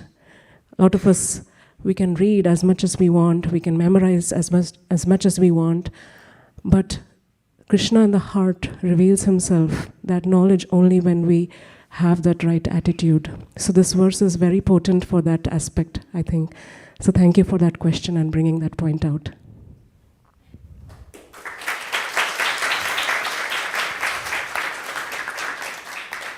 Yes, Prabhu.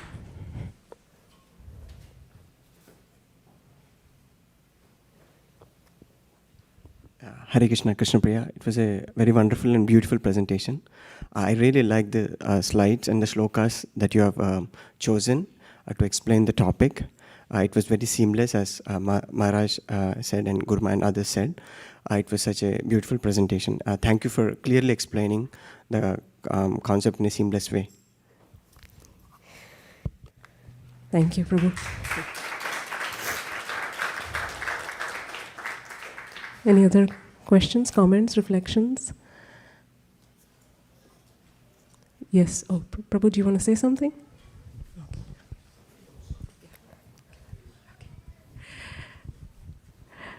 Okay.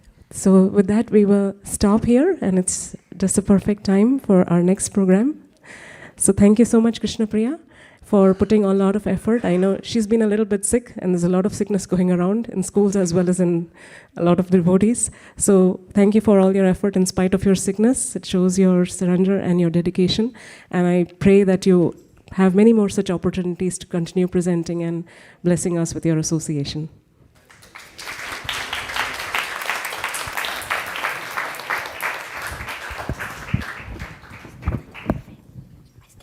handing over to Yogadesh Prabhu.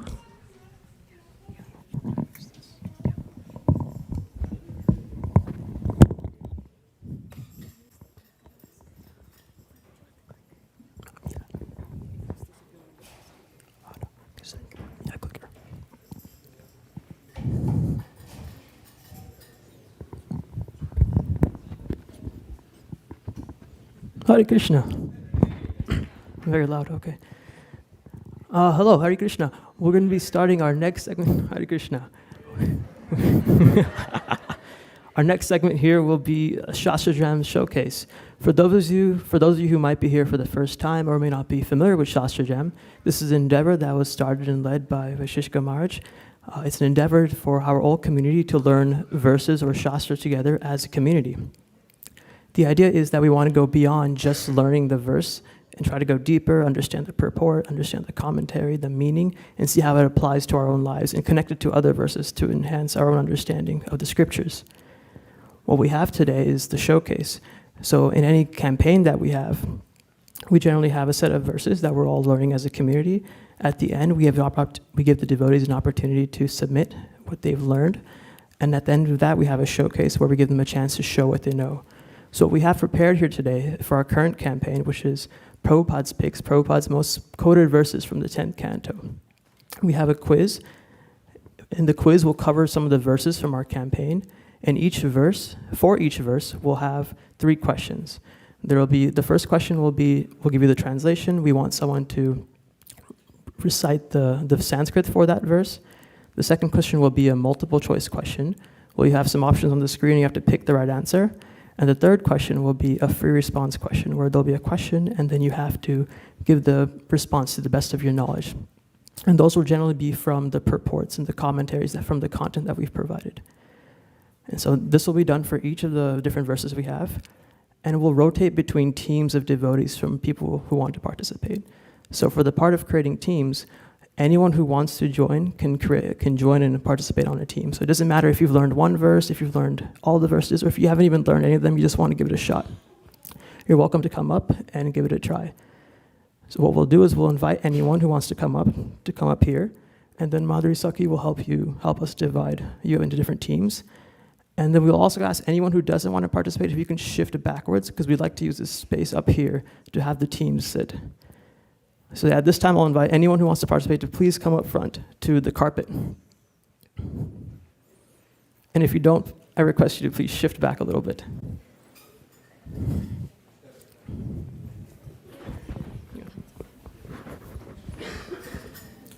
How does this work?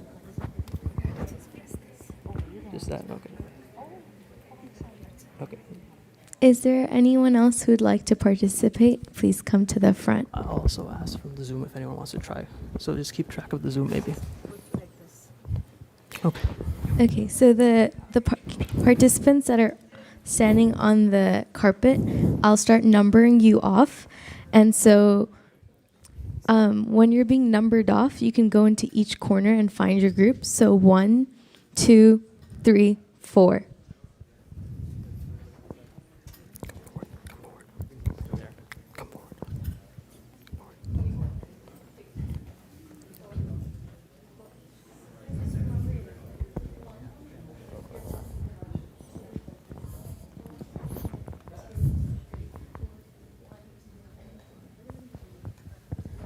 So hopefully everyone remembers their numbers. So group 1 will be on that corner. So if you can, all the ones go to that corner. And again, the devotees that are not participating, if you could just scoot back a little bit more so they can be seated. And we can separate the teams. And then group 2 will be on that corner over there where Krishna Saka Prabhu is. So if you're in group 2, please go there. If you're not in group 2, please leave that area. Group 3 will be on this corner. Group 3 will be here. So if you're in group 3, please go to this corner. And group 4 will be on this corner.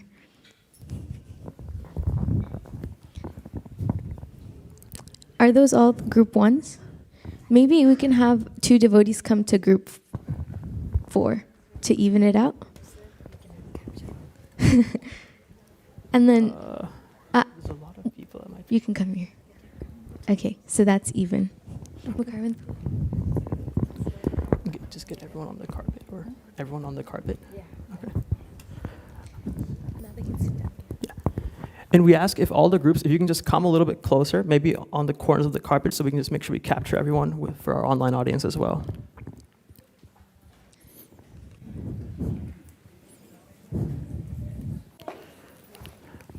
Okay, and then Krishnangi Mataji, if you can put the slides back on the screen. And go to the next slide. So we'll start with group 1. I think group 1's over here. And so for anyone in the team can answer the question. Ideally, we want to get some variety. Hopefully everyone can answer, but there's no pressure. So the first question is, this is the translation of the verse 10.1.4. Glorification of the Supreme Personality of Godhead is performed in the parampara system. That is, it is conveyed from the spiritual master to disciple. Such glorification is relished by those no longer interested in the false temporary glorification of this cosmic manifestation. Descriptions of the Lord are the right medicine for the conditioned soul undergoing repeated birth and death. Therefore, who will cease hearing such glorification of the Lord except a butcher or one who is killing his own self? Does anyone know the Sanskrit verse for this? From team 1 only. Does anyone know the Sanskrit verse for this verse? And if you can recite it, please. Devrittatashe rupakiyavadat bhavav sadakshotrapado viravad kautavasloka gudaduvadat bhuvad virajeta vidapashutat. Haribol.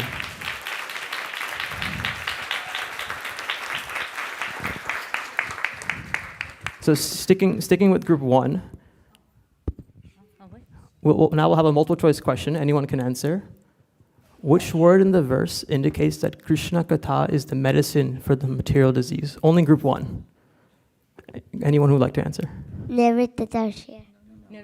Which word in this verse indicates the Katha? Which is the medicine? Bhavav sadakshotrapado. Yes, perfect.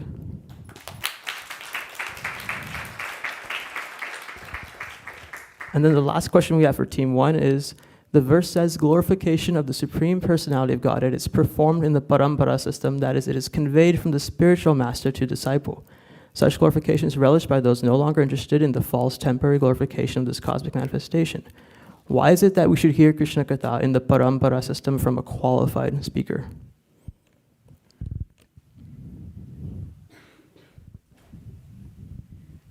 When we hear in the parampara system, like in the Srimad Bhagavatam, it is mentioned that when we hear from pure devotees or those who are practicing pure devotional service, then their realizations and their purity helps us to understand and also imbibe within ourselves the teachings, what we are hearing, rather than just listening from somebody who is just doing it for money or trying to do it for fame or making a show. Exactly. The key idea there is that the intention really matters. It's not about just doing it as a professional recitation or just for money. It's about someone who's actually learned it, actually imbibed it, and understood it. Perfect. Hari Bol.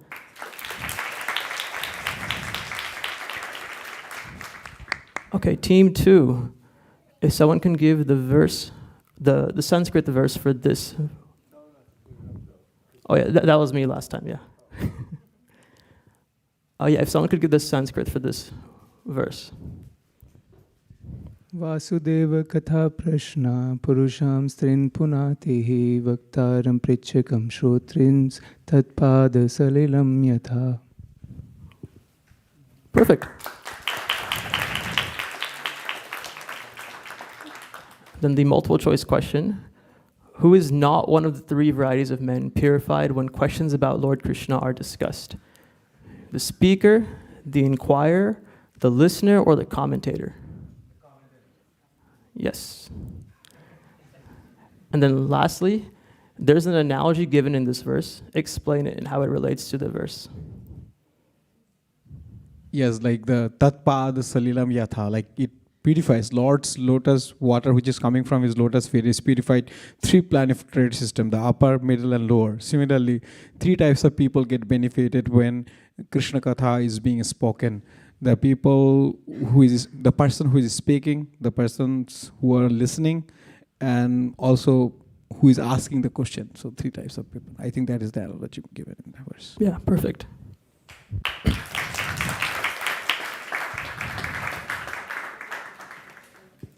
Maybe I'll swap over to this side. I have a complaint. Yes. On that last question. I have a complaint about the comment of why the commentator wouldn't be benefited. It falls within the 3 categories, right? That's fair. We were trying actually we didn't know what to put for that one, so we went for like just commentator as like we thought it'd be a safe bet, someone who's just generally passing by. Somebody walking into 7-Eleven or something like that. But the commentator is very intimately connected with it, so they're going to get purified too. That's my complaint. That's fair. All right. We'll pass to team 3 now. If you can give the Sanskrit verse for this translation.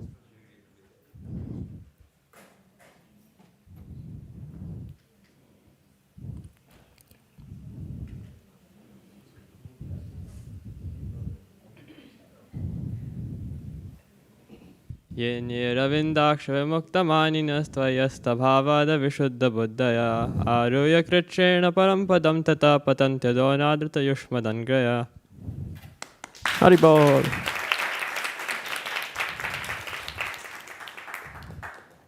And then the multiple choice question for team 3. Which phrase in the verse explains what happens to non-devotees who accept a different process for attaining salvation? Aruya kritshena Vimukta maninas, patantyado, or astabhavad? C, patantyado. Yes. I also dispute. I say it's A and C. A and C. Do you understand my logic? What happens if somebody doesn't take to the process aruya kritshena, which means they have to work hard, and then patantyado, they fall back down from that hard work that they don't get anything out of. What do you think? I agree. Bonus points.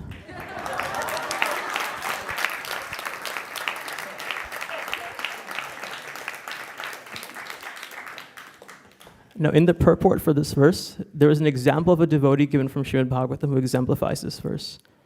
Does anyone recall who this devotee is? And if not, you can give any devotee as an example who exemplifies the verse.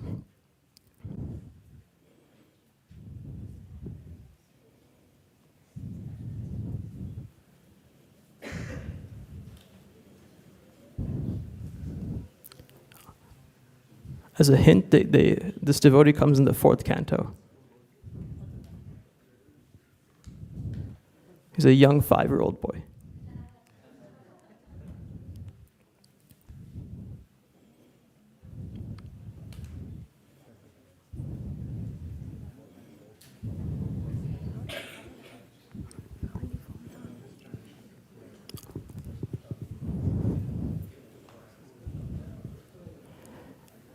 So I can give I pulled out a part of the purport that's given here. It says, Dhruva Maharaj at first wanted to achieve the greatest material kingdom and greater material possessions than his father. But when he was actually favored by the Lord, who appeared before him to give the benediction he desired, Dhruva Maharaj refused it, saying, Swamin kritarthosmi varam na yache. Now I am fully satisfied. I do not want any material benediction from the Hari Bhakti Subodhaya. This is the perfection of life. So this is the example that was given in the purport. It was Dhruva Maharaj as someone who exemplified this verse.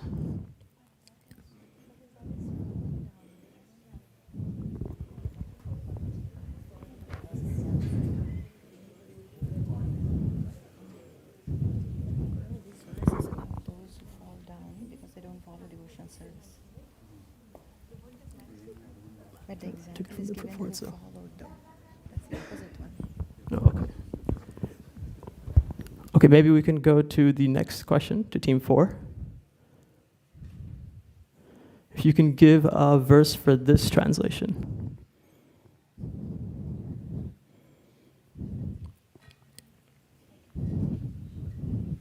ननामरूपे गुणजन्मकर्मभिर्निरूपितव्ये तव तस्य साक्षिणा मनोवचोभ्यामनुमेयवर्त्मनो देवा क्रियायां प्रतियन्त्यताभिः. Hari Bol. And then for the multiple choice question, which of these activities can help one ascertain Krishna's name and form? So chanting Hare Krishna, thinking of Krishna's pastimes where he fought demons, studying the Mahabharata, or hearing a class about Damodar Lila, or all of the above? All of the above. Okay, yeah.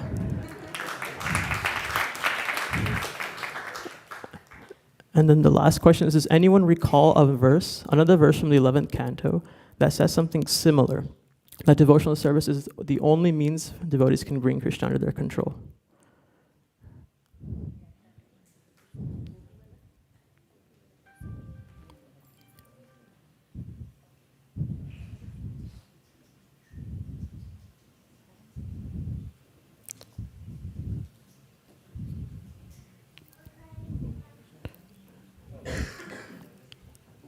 Maybe you can give the first couple of words. Na sadhayati. Anyone ring a bell? Yeah, maybe we can pass it to someone else. I see Kuldeep Pran Prabhu very enthusiastically raising his hand. It is bhaktya ekayam grahya shraddhayatma priya satam bhakti punati mam nishtham swapakaman api sambhava. That only by the process of bhakti I can be achieved with full faith, with full shraddha. Even by that process, even a sapaka, means which is a dog eater, he can actually come to the platform of the highest devotional level. Nice, that fits.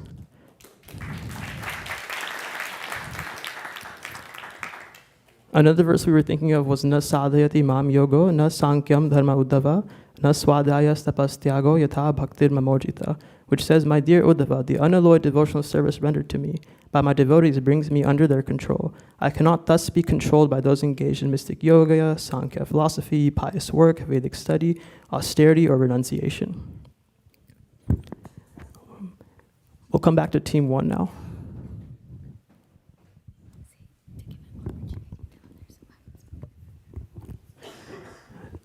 Does anyone know the Sanskrit for this verse?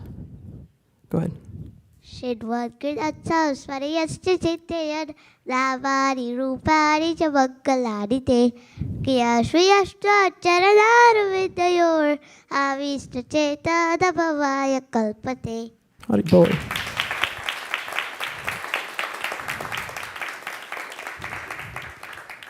For the multiple choice question, which of these is not a definition of kriyasu according to our acharyas? A, by manual labor, B, by work, C, by knowledge, and D, engaged in devotional service.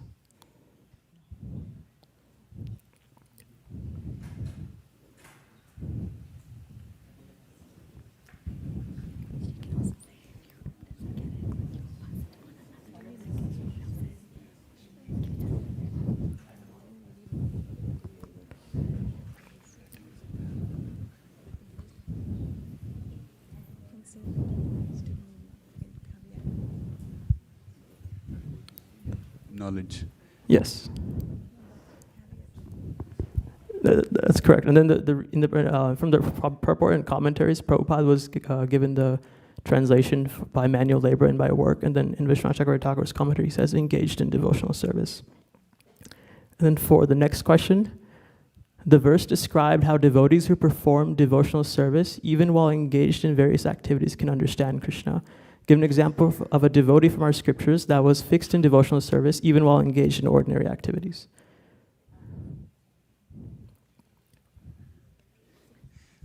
Bhaktivinoda Thakur. Could you elaborate? I mean, he was being in a government position, judiciary position, doing his daily responsibilities. Yet he was always engaged in composing literature, writing songs, chanting, and spreading the movement in the community. So in that way, yeah, he was always engaged. We'll take it, but I heard one more answer from here that I think was what we heard. Maharaj. Yes. Can you say it one more time on? Amrish Maharaj, he was a king who and he was a very good king as well as a very good devotee, and he used all parts of his body in engaging in devotional service. Hands to eat Krishna Prasadam, to smell tulsi leaves, the nose, ears to hearing, and then to embrace devotees, to go to temples. That is, he used his legs to go to temple. He used his wealth to build temples. So in that way, he used whatever he had in devotional service, along with being a good king. Perfect. Haribol.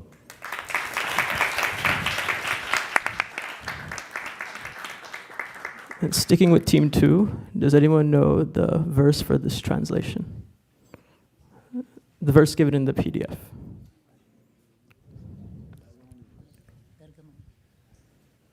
Mahadvichalnam neenam krihinam dinachetasam. Perfect.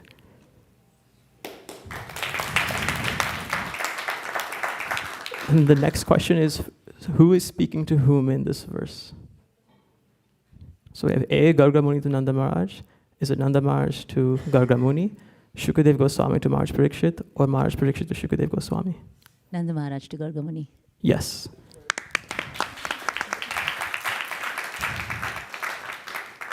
Now, in his commentary for this verse, Vishwanath Chakravarti Thakur describes how great saints can bring the highest fortune to householders, but he describes one quality they must have to be able to receive such mercy.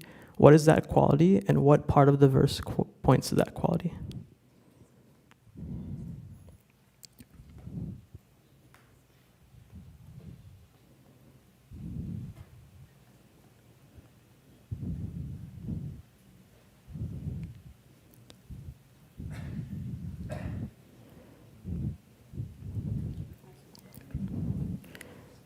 As a hint, it's a quality that's also described in the 3rd verse of Shikshashtakam.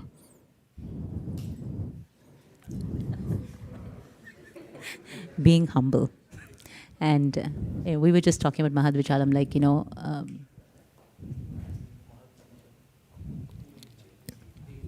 Dina Chetasa. Yes. Like,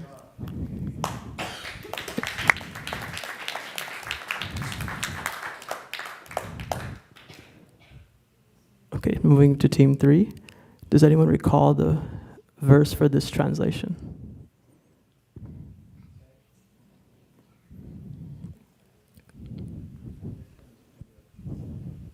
Asan varnastrayo yasya grinato nuyugam tanu shuklo raktastatha pita idanam krishnatam gataha. Perfect.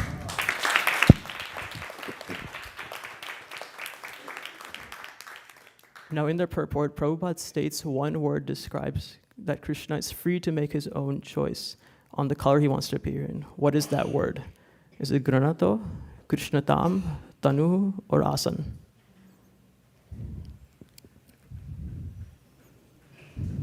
A, Grinato. Yes.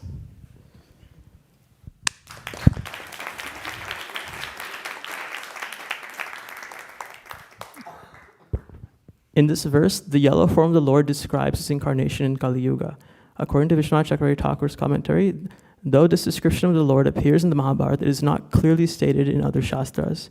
Why is that? And as a bonus, what's a verse from Prahlad Maharaj's prayers that substantiates this?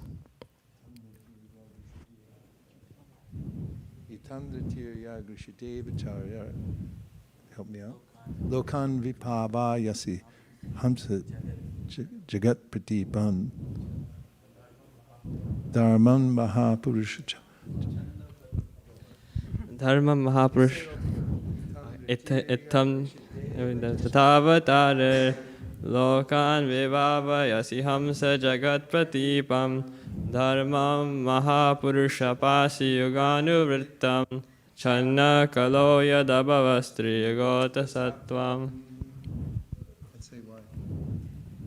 The last line basically says that it basically says the Lord appears in different forms, like through animals and the human form, etc. But in Kali Yuga, he appears in a hidden form. Channa kalo yadabhavastri yagota sattvam. Channa, he is hidden in Kali Yuga. Exactly. Spot on.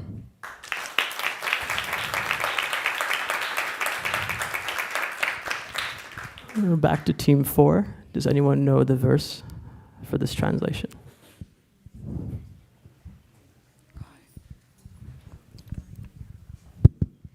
verse is Naham Sukapa Bhagavan Dehinam Gopika Sutta Jnaninam Chatma Bhutanam Yatha Bhakti Matamiha.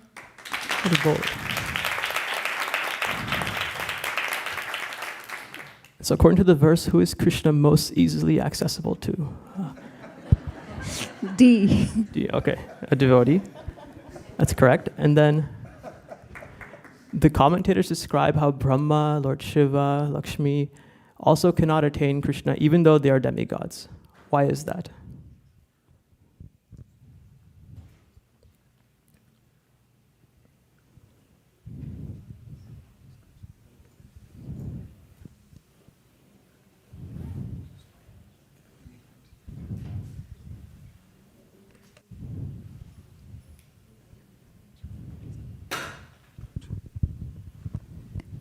Is it because they are not... They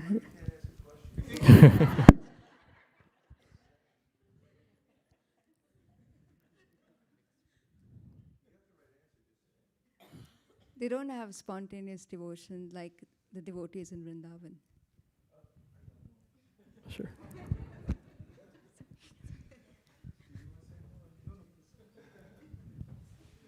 Because they have the ego of controllers, and therefore it inhibits them from having what you just mentioned. He was going to say that? What he said.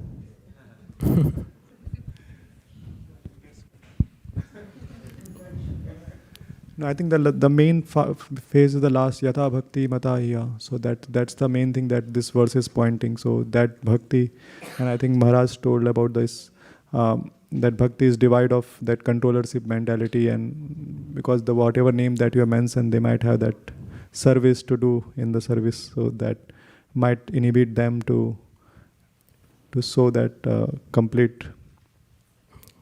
Correct. Haribol.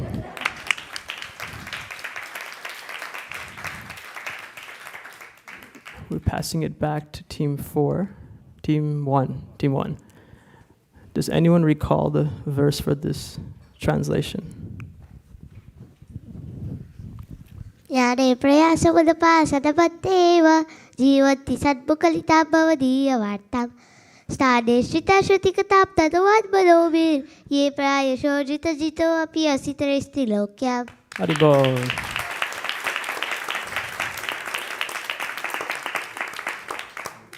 This verse described how one should offer their mind, body, and words to descriptions of Krishna's personality and activities without speculation.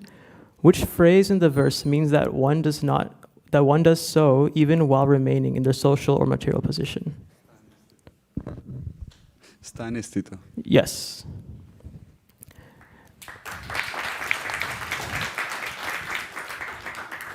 Now, just what is a bhajan that gives a similar meaning in relation to this verse, specifically chanting Harinam in whatever position you're in? Grihe thako vane thako sada hari bole dako.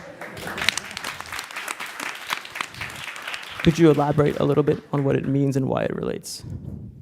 So if one either is one in the in whichever spiritual order or social position you may be, like you may be a brahmachari, a grihastha, vanaprastha, sannyasi, or you may be engaged in different activities, but if you just keep chanting Hare Krishna and engaging in Krishna Katha, then you can get the perfection of life. Perfect.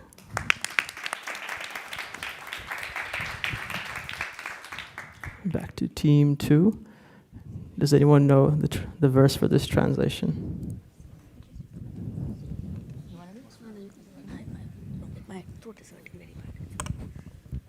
Tattenukambam susumikshmano bunjana yevatmakritam vipakam hridvagvapurbir vidadhan namaste jivetayo mukti pade sadayabhak. That's correct.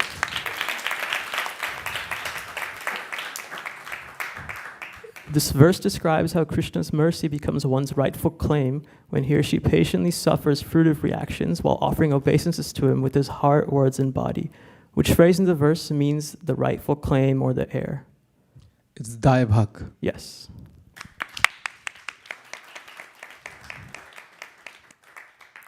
In their purport for this verse, there was an analogy given from Srila Sridhar Swami's commentary, What is the analogy and how does it relate to this verse?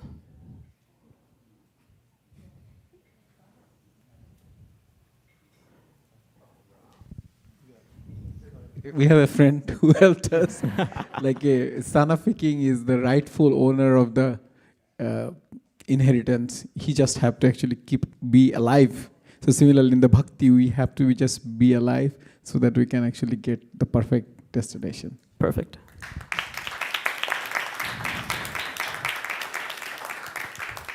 Okay, we'll do 2 more, 1 for each team, and then I think we're hitting time. You have to stay alive in Krishna consciousness.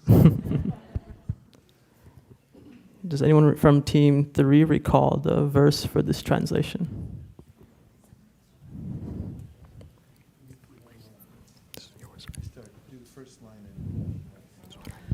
Samashitaye padapallavaplavam Padam punya yasho marare. Mayanukul Bhavam Buddhir Vatsa Padam Padam Bhavam Buddhir Vatsa Padam Param Padam Padam padam yad vipadam natesham. Haribol.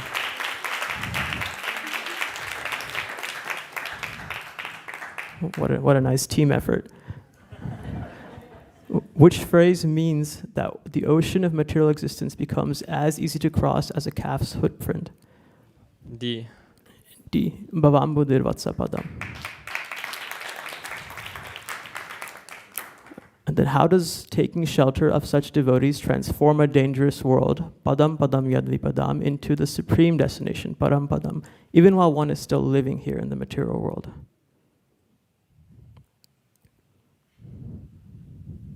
Can we make up the end? Like, use Shastra to make... That's encouraged, yes. Okay. So, there's the other verse, Shinvan Grinan Samsmaran Shachintayan, and it says, one who's, like, always engaged in Krishna consciousness, na bhavaya kalpate, he's not fit for, or he's not like on this material platform, he's like on a spiritual platform. So similarly, when one takes shelter of the Lord's lotus feet, he's on the spiritual platform, so there's no danger for him. He's not on like a material like platform where things disturb him. That works. Haribol. And then the last question we have for team 4, does anyone recall the verse for this translation?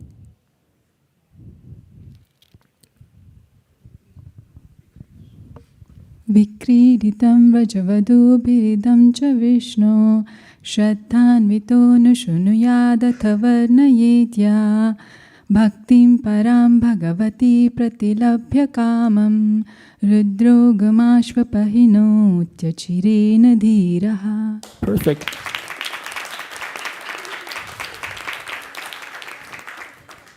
This verse describes a disease of the heart.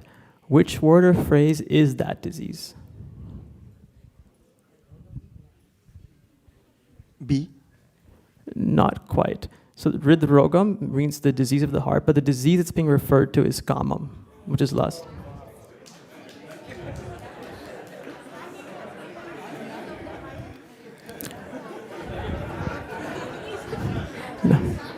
Now, Vishwanath Chakravarti Thakur comments that one who faithfully hears and chants about the Lord's playful affairs with the young gopis of Vrindavan gets the crest jewel of all results, namely Krishna Prema or Bhakti Param. Someone might ask, will Krishna Prema not appear within those who have no faith in the Krishna or who offend Krishna's holy name? What is Vishwanath Chakravarti Thakur's response to that question? So Vishwanath Chakravarti Thakur says that if you don't have faith, Krishna Prema will not appear in them. That is his answer. Yes, and then to elaborate on that, Krishna Prema will definitely appear in the person who is devoid of foolishness, dhira, who accepts the statements of Krishna with full faith. However, Krishna Prema will not appear with those who have no faith in Krishna or who offend the holy name. Yes, exactly. I think that's all the time we have for now. I want to say a few closing words and a few thank yous. So how do we correlate this with Sanketyam Parihasyam Stovanam Helam Eva, where it says that even if you take the holy name derisively, you still get the benefit? How do we compare this with that? Maybe I'll pass that question to Maharaj.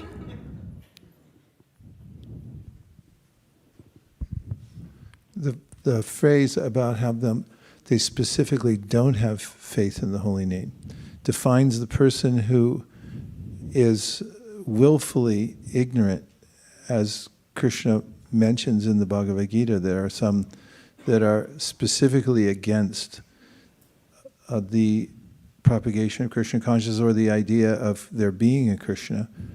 And that's distinct from somebody who incidentally says the holy name derisively, accidentally, attributively, and so forth. Because it's not that they're against it. This indicates people have no faith. Specifically, they're against the holy name, not that they haven't developed any sense of Krishna consciousness yet. That's the context of it. They're specifically, no faith in this context means they're against the idea of chanting the holy name, which goes to also the 9th offense. We shouldn't talk to them about it.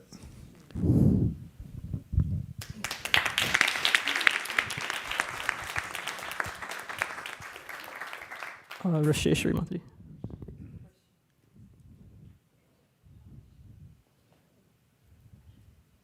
Maharaj, I had one follow-up question to your comment on a previous verse about how the demigods have a desire to control and that blocks them. So, but Lord Shiva is exempt, right? He's not an ordinary demigod like Brahma or other demigods or Lakshmi. Is Shiva also? He was also on the list there.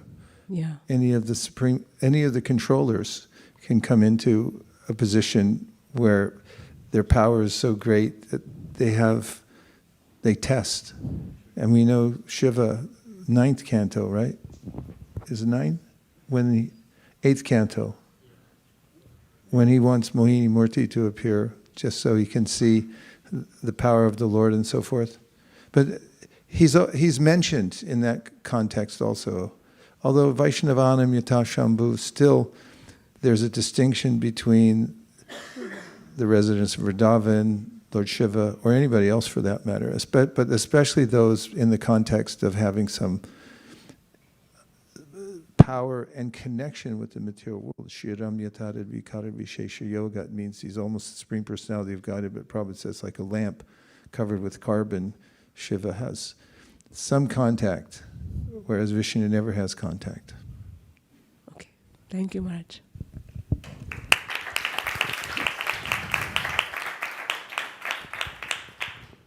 We have one more question from Shukeshri Mataji. I was wondering the question that came to this team about the Kriyashu, and the answer was knowledge. I was just wondering that I can have knowledge of Krishna, so all of, can you put that question on? Because I thought that none of them were right answers.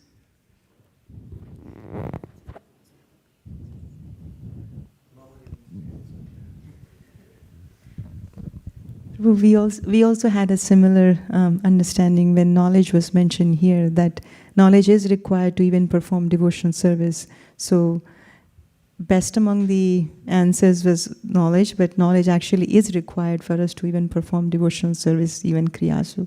That's what our understanding was also. Yeah.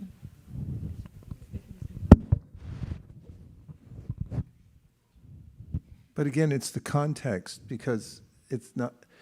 Those who emphasize knowledge over activity is the main thing. It's not that there's no knowledge. Knowledge comes from karma yoga also. But those who depend on knowledge, you may not have to do that. Kriyasi yatswasharanada vindayo. If you just engage in service, is the main point there, simple service. Will lead to knowledge, not that you depend on knowledge in order to do devotional service. Thank you for those questions and explanations. The last few things I want to do is recognize all the devotees who submitted and participated in this campaign.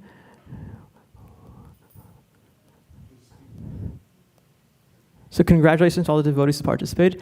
I'll say all the names. We can give a round of applause for each level.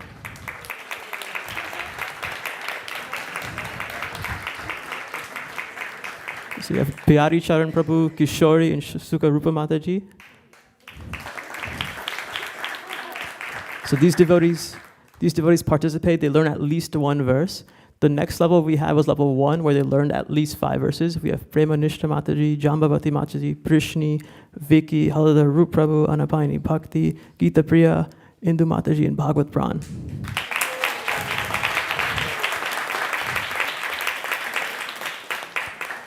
Then level 2 was those devotees who learned at least 10 verses. There was Vaishnavi, Prisha Agrawal, Shraddha Mataji, Manjari Gopika Mataji, Ananga Sundari Mataji, Ananga Gopika Mataji, Mangal Bhakti Mataji, Rati Prada, Sushi Mataji, and Hina Mataji.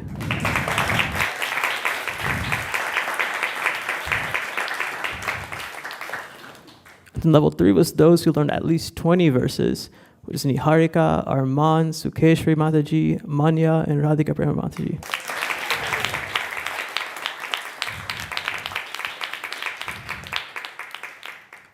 And then those who learned all 29 verses, pretty big list.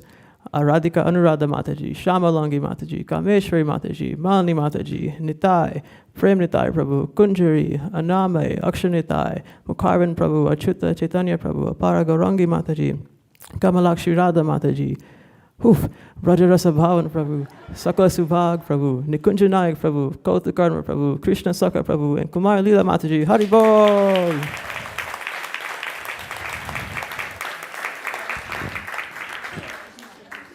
Special shout out to His Grace Vaisesika Prabhu for also learning all 4 and answering all of our questions.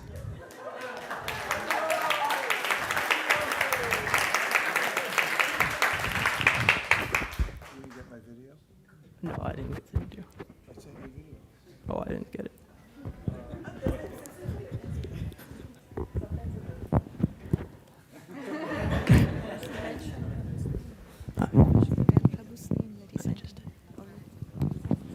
Then lastly, I want to give a shout out to the amazing team behind the scenes. There's Madhuri Saki, there's Abhay, there's Anshu, there's Anushree, and there's Adiraj. They're the ones that are working hard behind the scenes while balancing different other services, their schools, and make all of this possible, including all the content, all the content, the slides, as well as all the various discussions that we have behind the scene for planning all these things. It would not be possible without any of them. I'd also like to give a special shout out to Shastasara Prabhu, who also helped with the commentaries. Big thank you to all these devotees.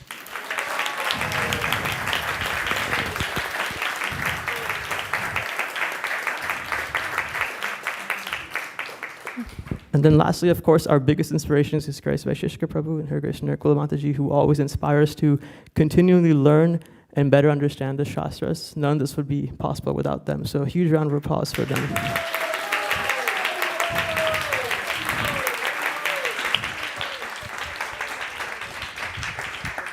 Yogadish Prabhu, thank you for taking this initiative to the next step and being very steady with it. That's your stock and trade is steadiness.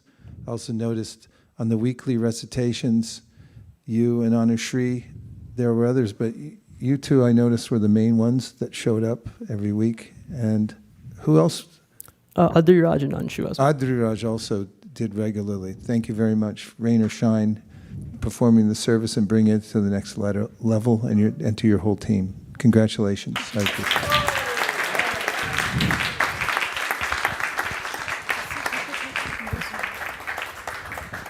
The last comment I'll make before we pass it to the next segment of our morning program is that we have certificates for all those participate. We don't have it today, so please come tomorrow and we'll pass it out to everyone. If you're not local, we'll make sure we send it to you through email or different means. Thank you. Hare Krishna.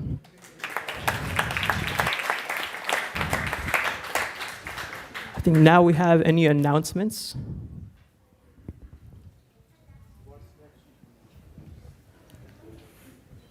Maybe from Bhakti community?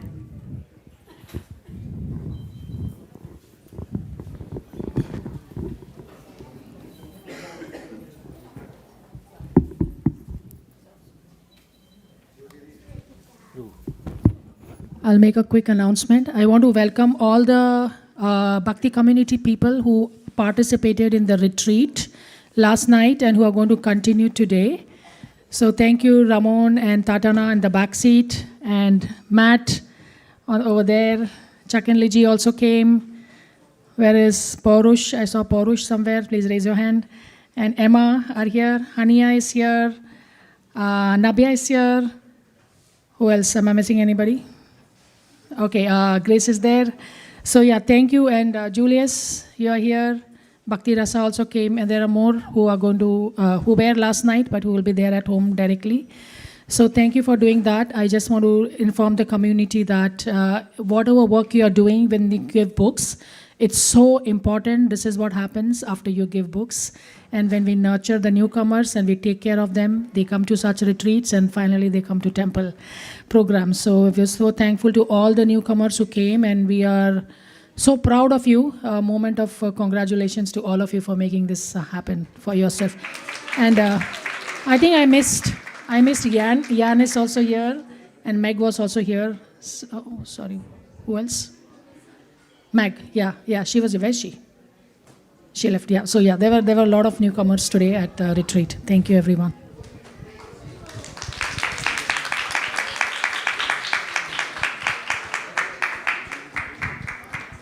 Hare Krishna. Tomorrow is our monthly Sankirtan offering for Bhadra Purnima.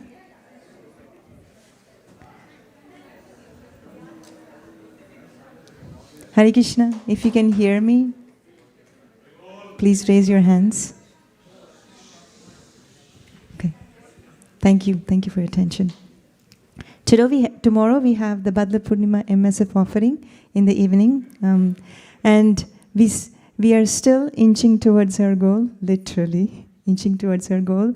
And there is a message sent on the Weekend Warriors about we are still a little short.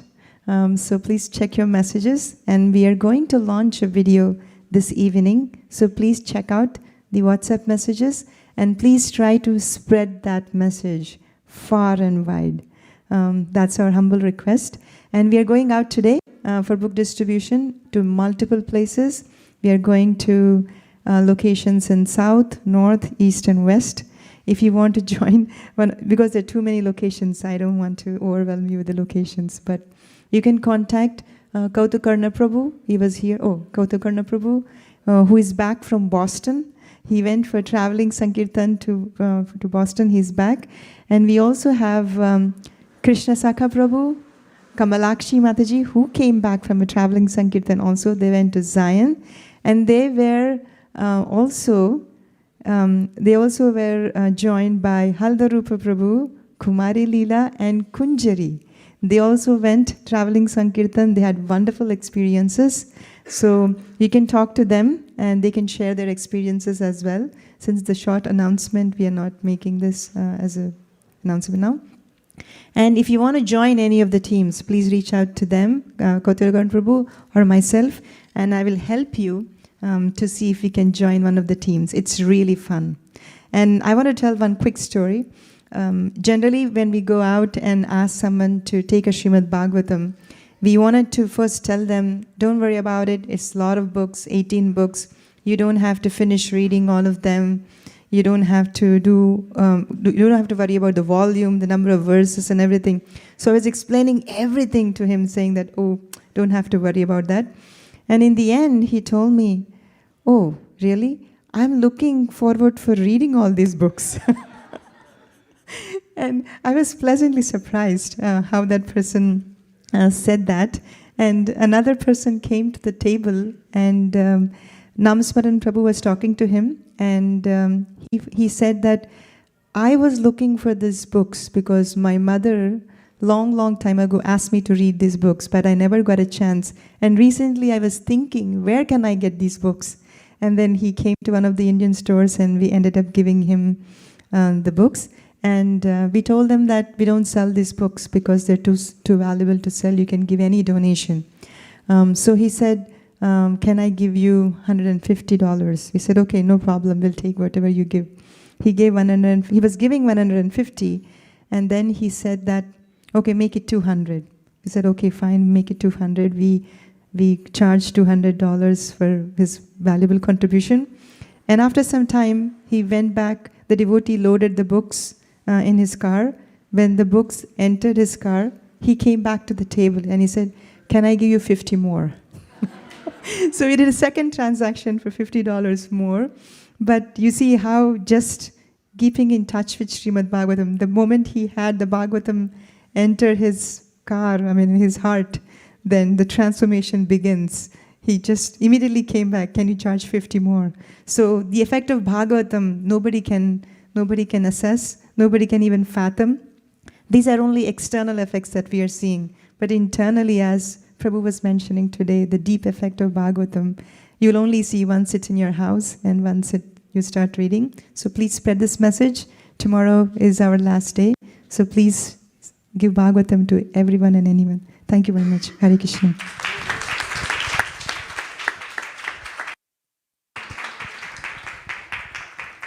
Hare Krishna. We have one more announcement. Today's sponsor is the Patel family, who's sponsoring in memory of the late Rupal Chimbani Bhai Patel on the occasion of his disappearance day today. Are there any other announcements? Prasadam prayers.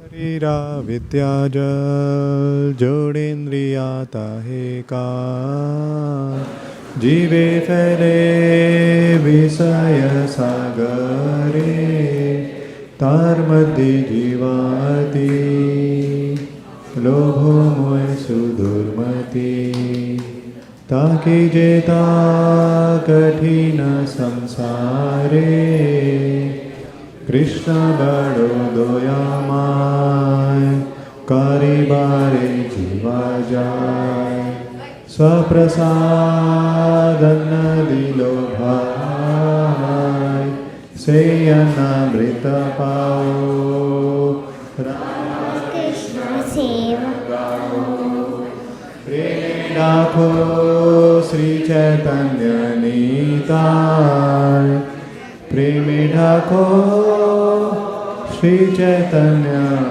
Nitai Mahaprasade Govinde Nama Brahmani Vaishnave Svalpa Punyavatam Rajan Viswaso Neva Jayate Prasade Sarva Dukhanam Hanirasyo Pajayate Prasanna Cheta Soyasu Buddhi Paryavatishtate Tayopa Bhukta Sragandha Vasulankara Charchita Uchishta Bhojino Dasa Stavamayam Jaimahi Suskam Paryusitam Vapi Nikam Vadurade Prapti Matrena Bhoktavyam Natra Kala Vicharana Na desa niyamastatra na kala niyamastatha prapta varnam dhrutam sishter bhoktavyam harirabravi Srimad Mahaprasadam ki jai Nitai Gaura Haribo Haribo Haribo Nitai Gaura Haribo Nitai Gaura Haribo Haribo Haribo Nitai Gaura Haribo